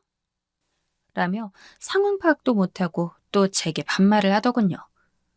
저도 결국 분노에 못 이겨 형님에게 반말했습니다. 야, 내가 너보다 밥을 먹으면 몇천 그릇 더 먹었고 똥을 쌌으면 훨씬 더 많이 쌌어. 나이도 어린 게 건방지게 어디서 반말을 찍찍해? 요즘 시대가 어느 때인데 손윗동서라고 이렇게 말 같지도 않은 짓거리 하는 게 용인 될 것 같아? 한 번만 더 그러면 죽을 줄 알아. 알았어? 형님, 아니 형님이라고 부르기도 싫으니까 그냥 다시 그 여자라고 부를게요. 그 여자는 제가 쌍욕하면서 손가락질하니까 당황스럽고 어처구니가 없었는지 어버버하면서 동서, 지금 뭐 하는 거야? 라며 항변 아닌 항변을 했습니다. 하지만 이미 눈이 획 돌아버린 제가 그런 형님의 말이 귀에 들어올 리 없었죠. 저는 오히려 삿대질을 더욱더 강하게 하면서 내가 그냥 참고 있으니까 아주 만만해서 미치겠나 본데 자꾸 그딴 식으로 나오면 재미없을 줄 알아. 내가 미쳤다고 나보다 12살 어린 년한테 이딴 취급받고 참고만 있을 거라 생각해? 라고 하며 그동안 참아왔던 모든 이야기들을 그 여자에게 쏟아붓고 씩씩대며 집으로 돌아갔어요. 갑작스럽게 옷을 챙겨 입고 집을 가겠다는 제 행동에 제 남편은 물론이고 모든 시댁 식구들이 놀랐지만 전 그런 모습에 일일이 대꾸하며 왜 화가 났는지, 왜 집에 가려는지 이야기하고 싶은 생각이 하나도 없었죠. 저를 무례한 사람으로 봐도 상관없었어요. 더 이상 그 여자랑 같은 공간에 있고 싶지 않았으니까요. 제가 집에 도착하고 얼마 지나지 않아 남편이 바로 제 뒤를 따라왔는지 현관문이 열리는 소리가 들렸습니다. 당신 대체 왜 그래? 그리고 형수님한테 무슨 이야기를 한 거야? 왜? 그 여자가 뭐라고 해? 그 여자라니. 당신, 형수님한테 왜 그렇게 얘기해? 당신 그렇게 가고 나서 형수님이 우리한테 무슨 일 있었는지 다 얘기했어. 당신이 갑자기 형수님을 뒷마당으로 부르더니 욕을 하면서 뭐라고 했다면서. 엄마 진짜 화 많이 났어. 빨리 사과드려. 뭐? 내가 갑자기 욕을 해? 내가 아무 이유도 없이 욕한 줄 알아? 솔직히 그 여자가 꼰지르는 것도 예상 안 한 건 아닙니다.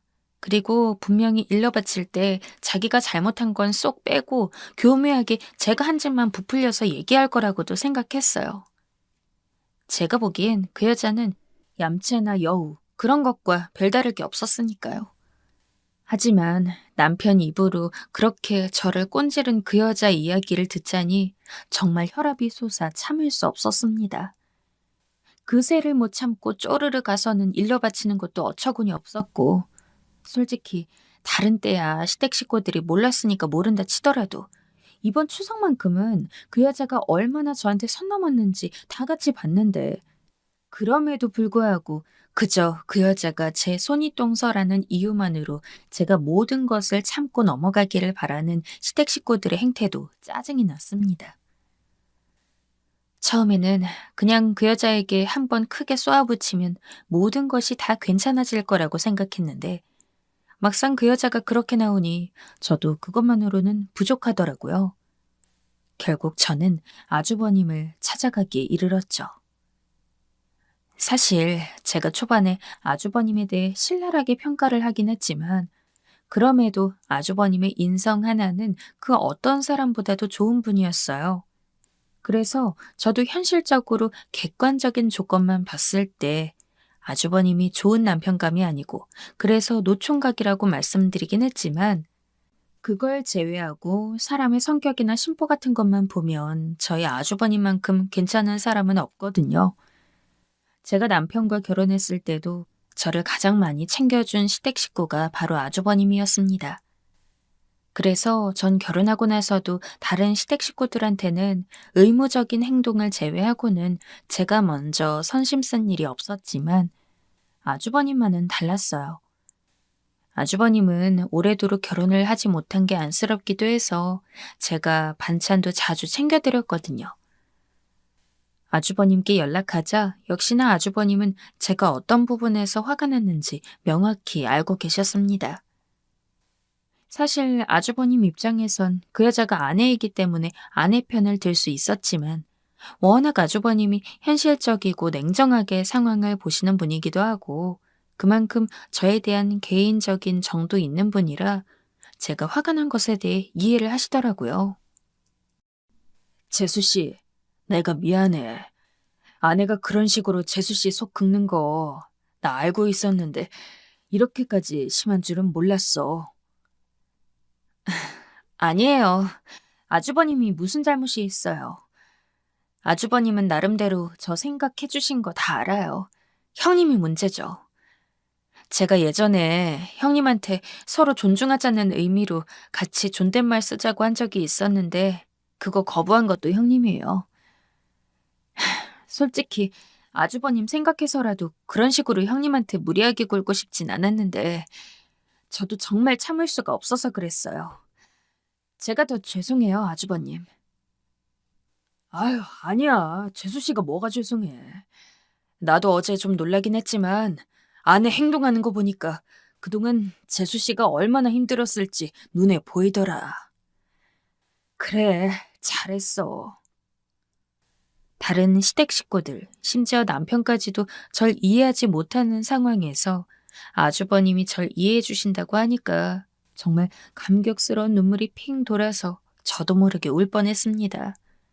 하지만 제가 아주버님에게 전화를 한 건 그냥 죄송하다고 혹은 고맙다는 이야기를 전하기 위한 것이 아니었기 때문에 저는 최대한 눈물을 감추고 아주버님에게 본론을 꺼냈어요. 전 솔직히 형님이랑도 잘 지내고 싶어요. 좋은 게 좋은 거라고 싸우는 거 좋아하는 사람이 누가 있겠어요. 하지만 형님이 저한테 계속 그런 식으로 대하면 아무리 시간이 지나도 형님이랑 친하게 지낼 수 없을 거예요. 그래서 만약에 아주버님이 괜찮으시면 제가 비록 손아래 동서이긴 하지만 그래도 10년 넘게 더 산 인생 선배이기도 하니까 제가 직접 형님한테 이런 부분들을 좀 가르쳐 드리고 싶어요. 괜찮을까요? 그래, 재수 씨가 원하면 그렇게 해. 재수 씨가 어떤 식으로 내 아내를 교육시키든 난 신경 안 쓸게. 분명 재수 씨 성격에 그동안 많이 참았을 거야. 그리고 이번에 그 참던 게 터진 거고. 그만큼 내 아내가 재수 씨한테 그동안 잘 못해왔단 얘기니까 그러니 그냥 편한 대로 마음껏 다뤄. 아주버님까지 그렇게 이야기하시니 저로서는 천군만마를 얻은 느낌이었습니다. 그래서 저는 그 길로 바로 아주버님 댁에 가서 기본 예의도 없는 그 여자를 교육시키기 시작했죠. 그 여자는 아무런 예고도 없이 제가 오니까 놀란 나머지 아주버님한테 도움을 요청하는 듯 쳐다봤지만 아주버님은 그런 그 여자를 외면하면서 밖에 나가셨어요. 그리고 저는 아주버님의 허락을 받기도 한 만큼 거리낄 게 없었죠. 솔직히 거기서라도 그 여자가 조금 기죽고 수그리는 모습을 보였으면 그렇게까지는 안 했을 텐데 저한테 손가락질을 하면서 동서, 지금 이렇게 하고 뒷감당할 수 있어? 라며 적반하장으로 화를 냈는데 이건 어지간해서는 그냥 말로 들을 사람이 아니다 싶어서 그냥 머리털을 잡고 다 뽑아버릴 기세로 당겼습니다. 제가 다른 건 몰라도 손아귀랑 팔 힘은 엄청 세거든요. 그 여자는 제 손에 한 움큼 머리카락이 뽑히고 나서야 제 앞에서 무릎을 꿇고 엉엉 울면서 동서님 이라고 부르고 이젠 다신 안 그러겠다면서 꼬박꼬박 존댓말을 썼습니다. 그렇게 평생의 수건 아닌 수건을 아주버님의 배려로 생각보다 빠르게 해결하고 집으로 갔는데 남편이 저를 힐난하더군요. 당신 정말로 형수님 교육시키러 형님 집에 간 거야? 좀 너무하지 않아? 아주버님이 허락한 상황인데 뭐가 너무해? 그리고 당신도 그날 봤잖아. 당신은 그런 모습 본 게 처음이겠지만 형님이 그런 거 그날뿐만 아니야. 나 그동안 계속 참아왔고 그날은 진짜 도가 지나치다 싶어서 화낸 거야. 그리고 아주버님은 이런 날 이해해줬고 당신은 어떻게 아주버님도 날 이해해주는데 당신이 날 이해 못해줘? 저에게 심했다고 하는 남편. 저는 그런 남편을 이해하지 못하겠습니다. 지금 그 문제로 거의 일주일을 넘게 싸우고 있는데 저는 도저히 이해가 안 돼서 이렇게 다른 분들에게 물어보려고 사연을 정리했습니다. 정말 가감없이 있는 그대로 제가 한 행동마저 하나 빠뜨리지 않고 정확히 적었다고 자신합니다. 요즘 시대에 서로 존중하는 게 맞잖아요. 제 입장에선 타당한 행동이었는데 지금까지 제 사연을 들으신 여러분들이 보셨을 때 정말로 형님이 아닌 제가 잘못한 게 맞다고 생각하시나요?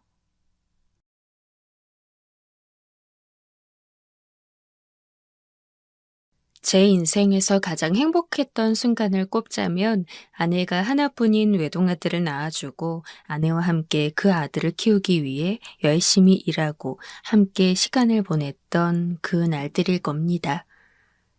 젊은 시절 부모님 사랑을 제대로 받지 못했던 저는 나중에 어른이 되어 저만의 가족을 꾸리고 행복한 가정 생활을 이어가는 것이 하나의 꿈이기도 했습니다. 돈을 많이 버는 것도 물론 좋지만 가족의 화목은 그 어떤 것과도 바꿀 수 없으며 어떻게 보면 돈을 많이 버는 것보다도 더 어려우니까요. 하지만 사실 어릴 때는 회의감이 참 많이 들었어요. 내가 과연 그런 가족을 이룰 수 있을까에 대한 불안감이 컸죠. 그러나 아내를 만난 덕분에 저는 그런 불안감으로부터 벗어나서 제가 어릴 적부터 꿈꿔왔던 꿈을 이룰 수 있게 되었습니다. 아내는 제가 어떤 일을 하든 늘 곁에서 도움을 주고 제가 힘들지 않도록 뒤에서 응원을 해주는 좋은 사람이었어요. 하나뿐인 아들 역시 여느 남자애들처럼 말썽을 부리거나 하는 일도 하나 없었고 아주 어릴 적부터 고사리 같은 손으로 절 돕겠다고 혹은 아내를 돕겠다고 나서는 아이였습니다. 그 시기가 얼마나 행복했는지 지금도 그때를 되새기면 웃음만 나요. 아마 제 인생에서 그런 아내와 아들을 만났다는 것은 그 어떤 것보다도 큰 행운이자 복이었겠죠. 하지만 아내가 너무 갑작스럽게 죽음을 맞이했습니다. 제 아들이 7살도 채 되지 않았던 시기였어요. 제 이야기를 보내기 위해 제가 직접 정리하고 있는 사연이긴 하지만 이곳에 담기에도 너무나 끔찍하고 불미스러운 일로서 벌어진 사건이었습니다. 제 아내는 그저 무고한 피해자였고 정말 말 그대로 재수가 없어서 생긴 일에 행복했던 저희 가족은 풍비박산이 났습니다. 아내를 잃고서 한동안 얼마나 멍청하게 지냈는지 몰라요. 아직 어림에도 불구하고 다시는 엄마를 볼 수 없다는 상황을 알고 있는지 평소와는 다르게 묘하게 조용한 아들. 저는 아버지로서 그런 아들을 돌보아야 했지만 당시 저는 아내를 잃은 슬픔에 정신이 나가서 아들을 미처 잘 돌보지 못했습니다. 심지어 아내의 사망과 관련이 있는 놈이랑 법적 공방을 벌이느라 더 바쁘고 일상에 신경 쓰기 힘들었죠. 만약 제가 저 같은 아버지의 아들이었다면 진작 삐뚤어지고 남았을 겁니다. 하지만 워낙 고운 성품을 타고 자란 아들인지라 아들은 그런 저를 단 한 번도 원망한 적이 없어요. 오히려 그 어린 나이에도 제가 힘들다는 걸 다 이해하는데 제가 신경 쓰지 않게 하기 위해서 밥도 혼자 차려 먹는 걸 배우게 됐고 설거지도 빨래도 자기가 스스로 찾아서 하기 시작했죠. 초등학교도 들어가지 않은 남자애가 그런 일을 찾아 한다는 건 최소한 저는 들어본 적이 없습니다. 그 모습을 보고 나니 문득 내가 너무 무책임한 아버지였다는 생각이 들더군요. 나보다 더 힘든 게 내 아들일 텐데. 나는 아내를 잃은 거지만 내 아들은 자신의 평생 울타리인 엄마를 잃은 건데. 내가 이렇게 멍청하게 내 슬픔에 빠져서 혼자 땅을 파고 있을 일이 아니다. 그 뒤로 저는 정신을 차리고 어떻게든 아들을 돌보기 위해 노력했습니다. 제게 아들은 제가 반드시 돌보아야 할 가족이자 친한 친구가 되어주었어요. 나이 차가 그렇게 많이 났는데 무슨 친구냐고 그러시면 할 말은 없지만 아들이 어린 나이부터 워낙 어른스럽게 굴고 마음씨가 고운지라 제가 조금만 힘들어하는 기색이 보여도 예민하게 그런 걸 알아채더라고요. 아빠, 나 오늘 학교에서 초콜릿 받았는데 아빠랑 같이 먹으려고 가져왔어. 제 아들은 아주 작은 간식거리여도 늘 아빠 생각해서 자기가 안 먹고 챙겨오는 놈이었습니다. 10살도 안 된 어린아이에게 달콤한 간식거리가 얼마나 큰 선물입니까?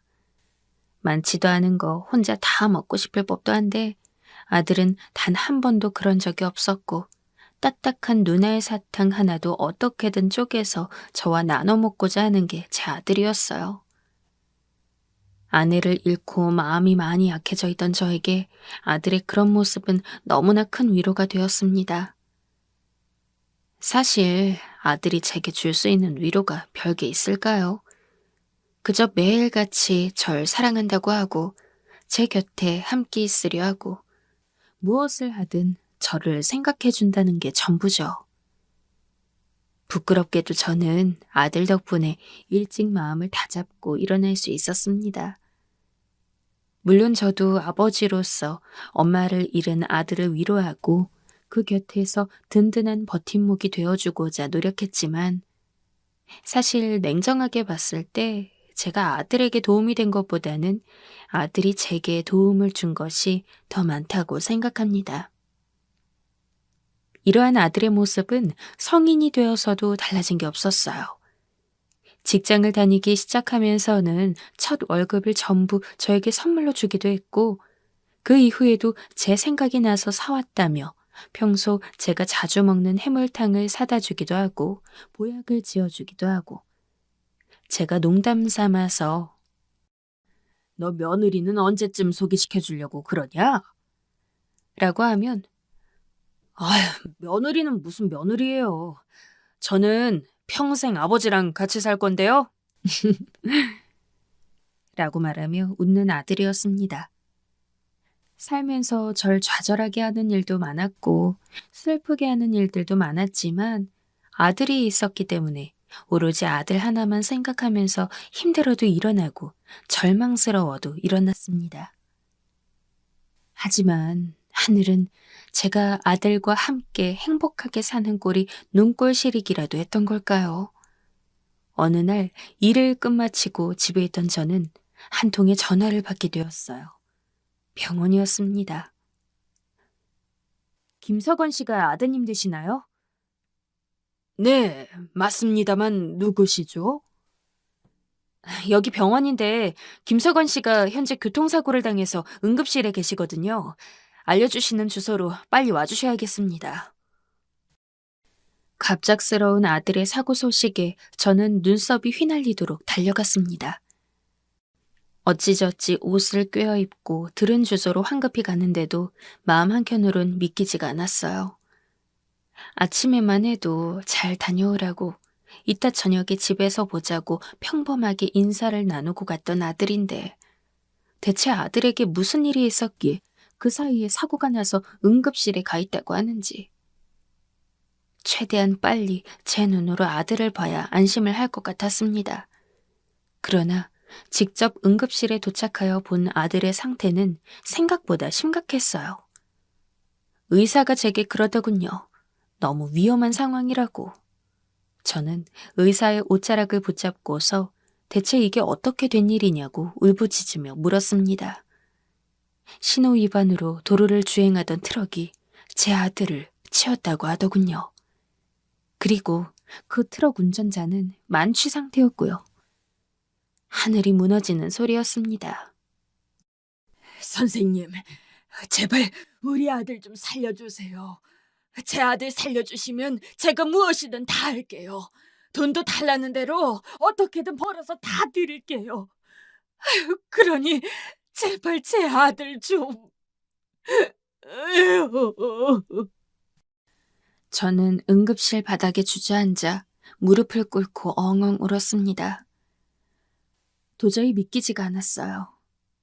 당장이라도 눈을 떠서 아버지, 저 괜찮다고 많이 안 다쳤다면서 머쓱하게 웃어 보일 것만 같은 아들이 피투성이가 된 채 눈을 감고 있다는 것을 저는 제 두 눈으로 직접 보면서도 믿기지가 않았습니다. 아니, 믿고 싶지가 않았습니다. 이미 저는 불의의 사고로 아내를 한번 잃은 몸입니다. 제 아들까지 잃을 수 있다는 두려움은 저를 미치게 만들었어요. 거의 기절할 지경이 돼서야 간신히 진정한 저는 아들을 입원시키고 매일같이 병원에 찾아왔습니다. 아들은 의식조차 찾지 못하는 상태였기 때문에 제가 할 수 있는 것은 먼 발치에서 눈을 감고 있는 아들을 바라보는 것뿐이었어요. 아들을 입원시킬 때 의사는 제게 그러더군요. 마음의 준비를 하고 계시는 게 좋을 것 같습니다. 머리로는 의사가 그런 말을 하는 이유를 알고 있었습니다. 왜냐하면 제가 봐도 아들의 상태가 너무 좋지 않았거든요. 하지만 가슴으로는 이해할 수 없었어요. 아무리 어려워 보인다고 해도 사람을 살리는, 사람의 생명을 다루는 의사가 되어서 보호자한테 그런 말을 해도 되는 건지. 그나마 머리 한편에 남은 신락 같은 이성으로 의사에게 막말을 하는 건 참았습니다. 그럴 시간에 저는 아들의 얼굴을 한 번이라도 더 담기 위해서 눈도 제대로 깜빡이지 않고 아들의 얼굴만을 무견하게 바라봤습니다. 하루라도 빨리 눈을 떠서 아버지 하고 불러주는 아들을 기대하면서 말이죠. 처음 며칠은 괜찮았습니다. 비록 눈을 뜨고 있진 못하지만 당장 위험한 상황은 벗어났다는 말을 의사가 하기도 했고 전 희망에 부풀어 있었어요.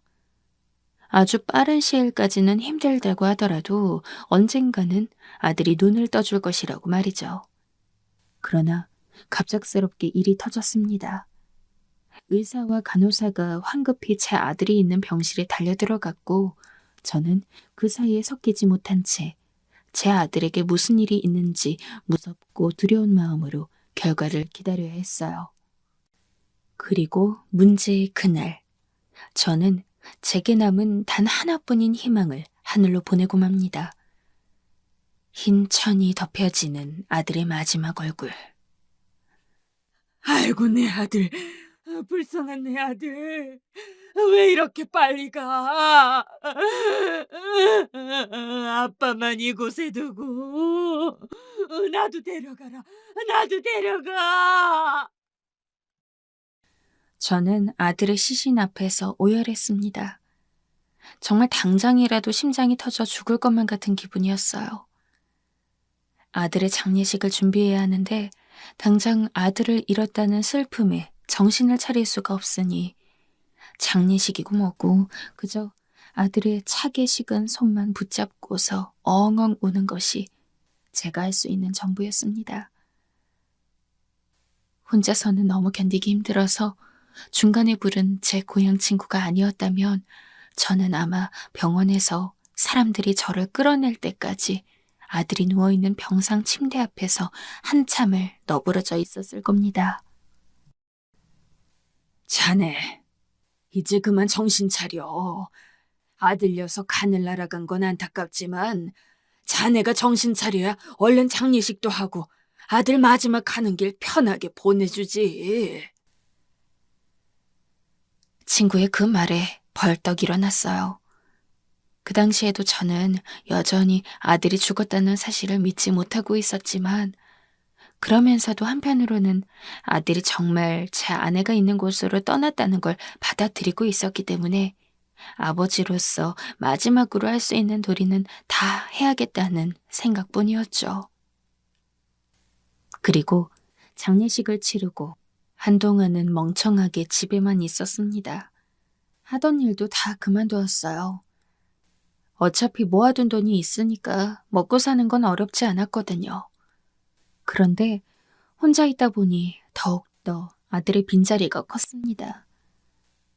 평소에 먹던 밥, 거실에서 보던 TV, 그 모든 것들에 아들이 늘 함께 있었는데 아들 없이 혼자 먹는 밥, 혼자 보는 TV는 하나도 맛있지도 않고 하나도 즐겁지가 않았습니다.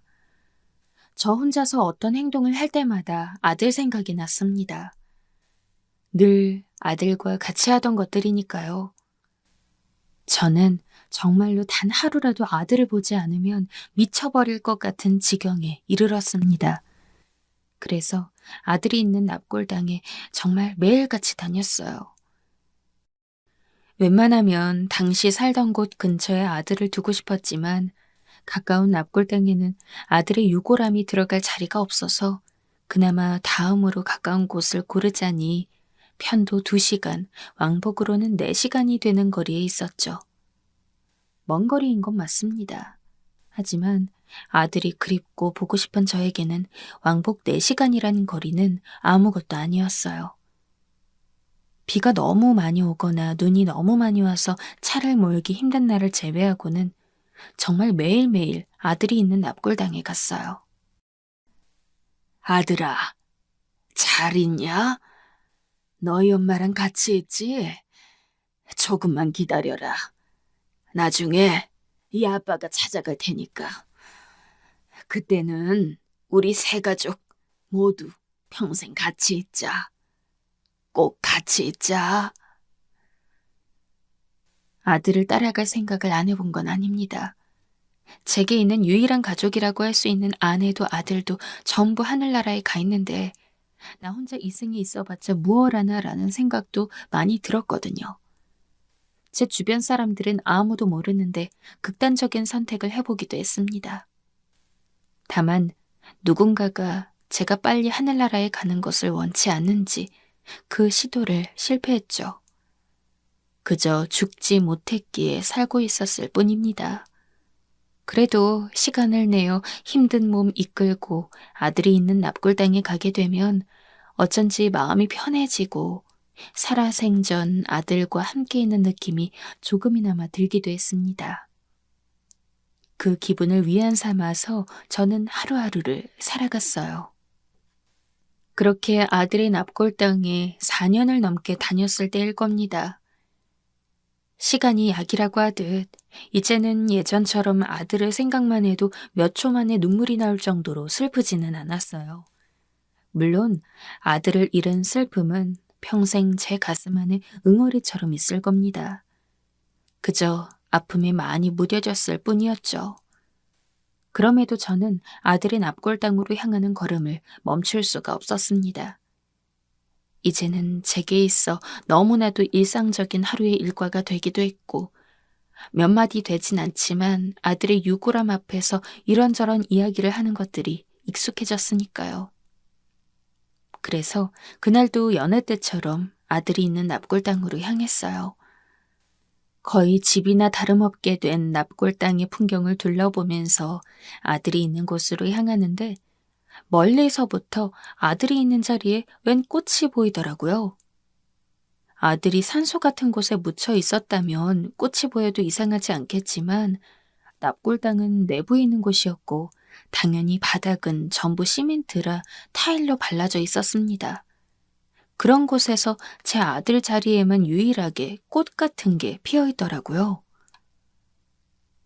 저 꽃은 뭐지? 제가 4년이 넘게 이곳에 다니면서도 처음 보는 것이었어요. 제 걸음은 빨라졌죠. 가까이 가서 제 아들 자리에 있는 꽃이 무엇인지 확인하기 위함이었습니다. 가까이 가보니 이름은 모르겠지만 웬 들꽃 종류의 꽃 한 송이가 정말 시멘트 바닥에 그 갈라진 틈을 비집고서 피어올라 있더라고요.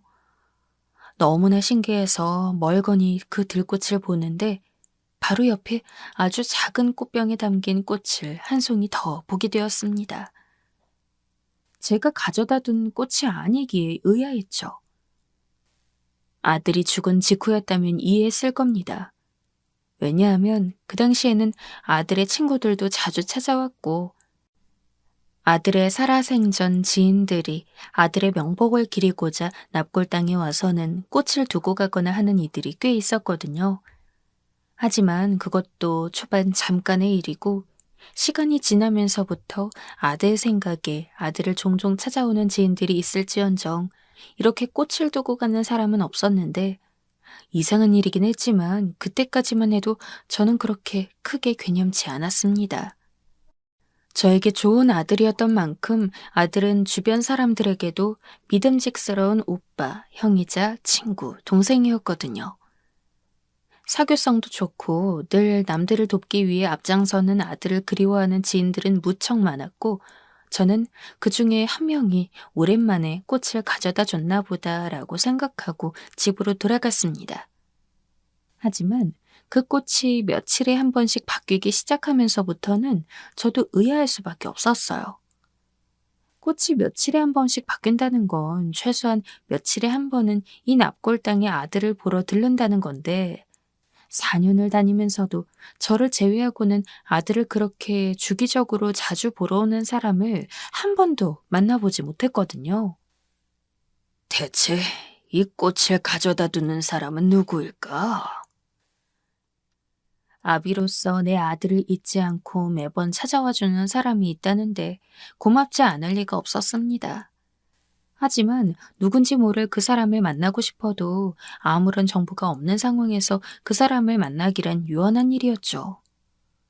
저는 결국 고민을 하다가 그 꽃병 옆에 편지를 하나 남겨두었습니다. 나는 우리 석원이 애비 되는 사람입니다. 우리 석원이 하늘 날아간 이후로 매일매일 이 납골당에 들렀는데 그 시간이 벌써 4년이네요. 헌데 얼마 전부터 우리 석원이 자리에 이렇게 예쁜 꽃이 눈에 띄었습니다. 처음엔 그저 우리 석원이가 그리워 찾아온 지인 중 하나겠구나 생각하고서 그저 지켜만 보고 있었는데 내 보다 보니 며칠에 한 번씩은 이 꽃 종류가 바뀌는 것이 나처럼 우리 석원이를 보러 자주 오는 사람일 거란 생각이 들었죠. 석원이 애비로서 너무나 고마운 마음이에요. 혹시 괜찮다면 인사라도 할 수 있겠습니까? 나는 매일 오후 2시쯤 오니 만약 나와 인사해 줄 생각이 있다면 어떤 때라도 좋으니 그 시간에 맞춰 우리 석원이 자리에 와줬으면 좋겠습니다. 설사 나를 만나기 힘들다고 하더라도 우리 석원이를 위해 이렇게 예쁜 꽃을 주는 것에 대해 애비로서 고맙습니다. 그렇게 편지를 남겨두고 저는 어느 때처럼 매일매일 아들이 있는 납골당을 향했습니다. 처음에 일주일 정도는 아무런 소식도 없었어요. 그래서 저는 내심 이 꽃을 두고 가는 사람이 저를 보기에는 많이 부담스러운가 보다 하고 생각했습니다.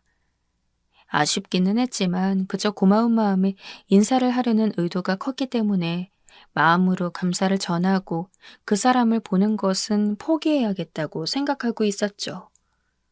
그런데 바로 그 다음 날, 제가 석원이 자리에서 석원이를 위해 작게 기도를 올리고 있는데 인기척이 느껴졌어요. 고개를 돌려보니 웬 젊은 여자가 있더라고요. 그리고 이제 막 4살이나 되었을까 하는 어린 남자아이와 함께요. 처음에는 석원이 자리 근처에 있는 유골함을 찾아왔나 보다 하고 생각했는데 그 여자가 계속해서 저를 보며 우물쭈물하고 있는 행동을 보니 본능적으로 알 수 있었습니다. 석원이 자리에 며칠마다 다른 꽃을 두고 갔던 사람이 바로 이 여자라는 것을요. 그때 그 여자가 저를 불렀습니다. 아버님.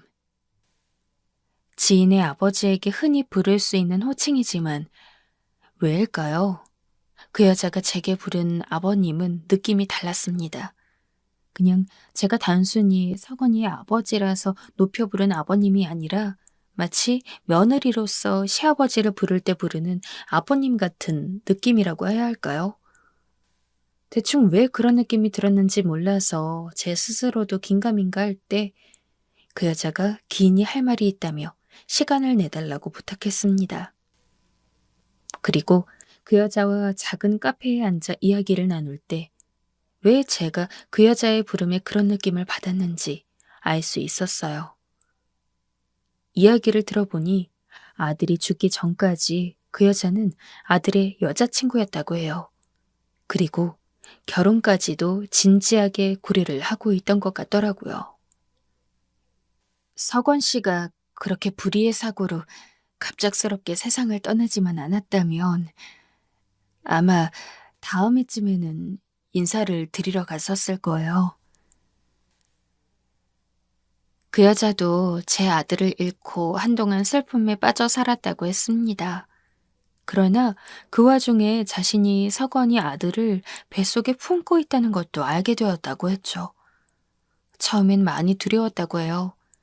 아이를 낳게 되면 아빠 없는 아이를 키우면서 홀몸으로 모든 것을 해결해야 하는 거였으니까요. 하지만 그만큼 서건이를 사랑했기 때문에 둘의 사랑의 결실이라 생각하고 여자는 아이를 낳았고, 아이가 어느 정도 크고 나서부터는 함께 납골당에 와서 서건이를 보고 간 거라고 했습니다. 아직 다 큰 건 아니지만 그래도 지금부터라도 슬슬 아이에게 아버지의 존재를 알려줘야 할 것 같아서 납골당에 오고는 했어요. 그리고 가끔씩이지만 그때마다 아버님도 먼발치에서 뵙곤 했죠. 인사드리고 싶었는데 용기가 나지 않아서 다가갈 수가 없더라고요. 죄송해요, 아버님. 그 말을 들으니 가슴이 먹먹했습니다. 그 젊은 여자애가 무슨 잘못이 있겠습니까? 내가 아들을 잃어서 슬펐던 것처럼 그 여자애도 그저 남자친구, 어쩌면 남편이 될 사람을 잃어서 슬펐을 건 똑같은데. 그 이야기를 듣고 저는 제 손주인 그 아이를 봤습니다. 아직 어린데도 얼굴 여기저기에 제 아들의 모습이 남아 있었죠. 제 아들 어렸을 때랑 아주 똑 닮았더군요. 저는 그 아이를 보면서 여자에게 말했어요. 지금까지 고생했어요. 여자 혼자서 힘든 결정이었을 텐데 나로서는 너무 고맙기도 해요. 손주는 내가 키워줄 수 있으니 원한다면 나한테 맡기고 이제 자기 인생 살아가요. 서건이도 그쪽한테 참 많이 고마워하고 있을 거예요. 하지만 여자는 그런 건 원치 않는다고 했습니다. 자기 배 아파서 낳은 아들이니 평생 자기가 키우고 싶다고 했죠. 그 모습을 보니 내 아들이 살아생전에 정말 좋은 여자를 만나서 연애를 하고 있었구나라는 생각이 들었습니다. 그래서 저는 손주 녀석이 클 때까지 금전적으로 모든 것을 지원해주며 먹고 사는데 어렵지 않게 해주겠다고 했습니다. 그리고 언제라도 좋으니 자유롭게 살고 싶으면 말하라고도 했죠. 요새는 손주 보는 낙으로 하루하루를 살고 있습니다. 볼 때마다 아들 생각이 더 나기는 하지만 그럼에도 이 세상에 남은 제 아들의 마지막 흔적이라고 생각하면 다 버틸 수 있을 것 같습니다. 우리 손주는 제 아들이 죽기 전에 남긴 마지막 선물 같은 느낌이에요. 앞으로도 손주랑 같이 죽는 그날까지 행복하게 살려고 합니다.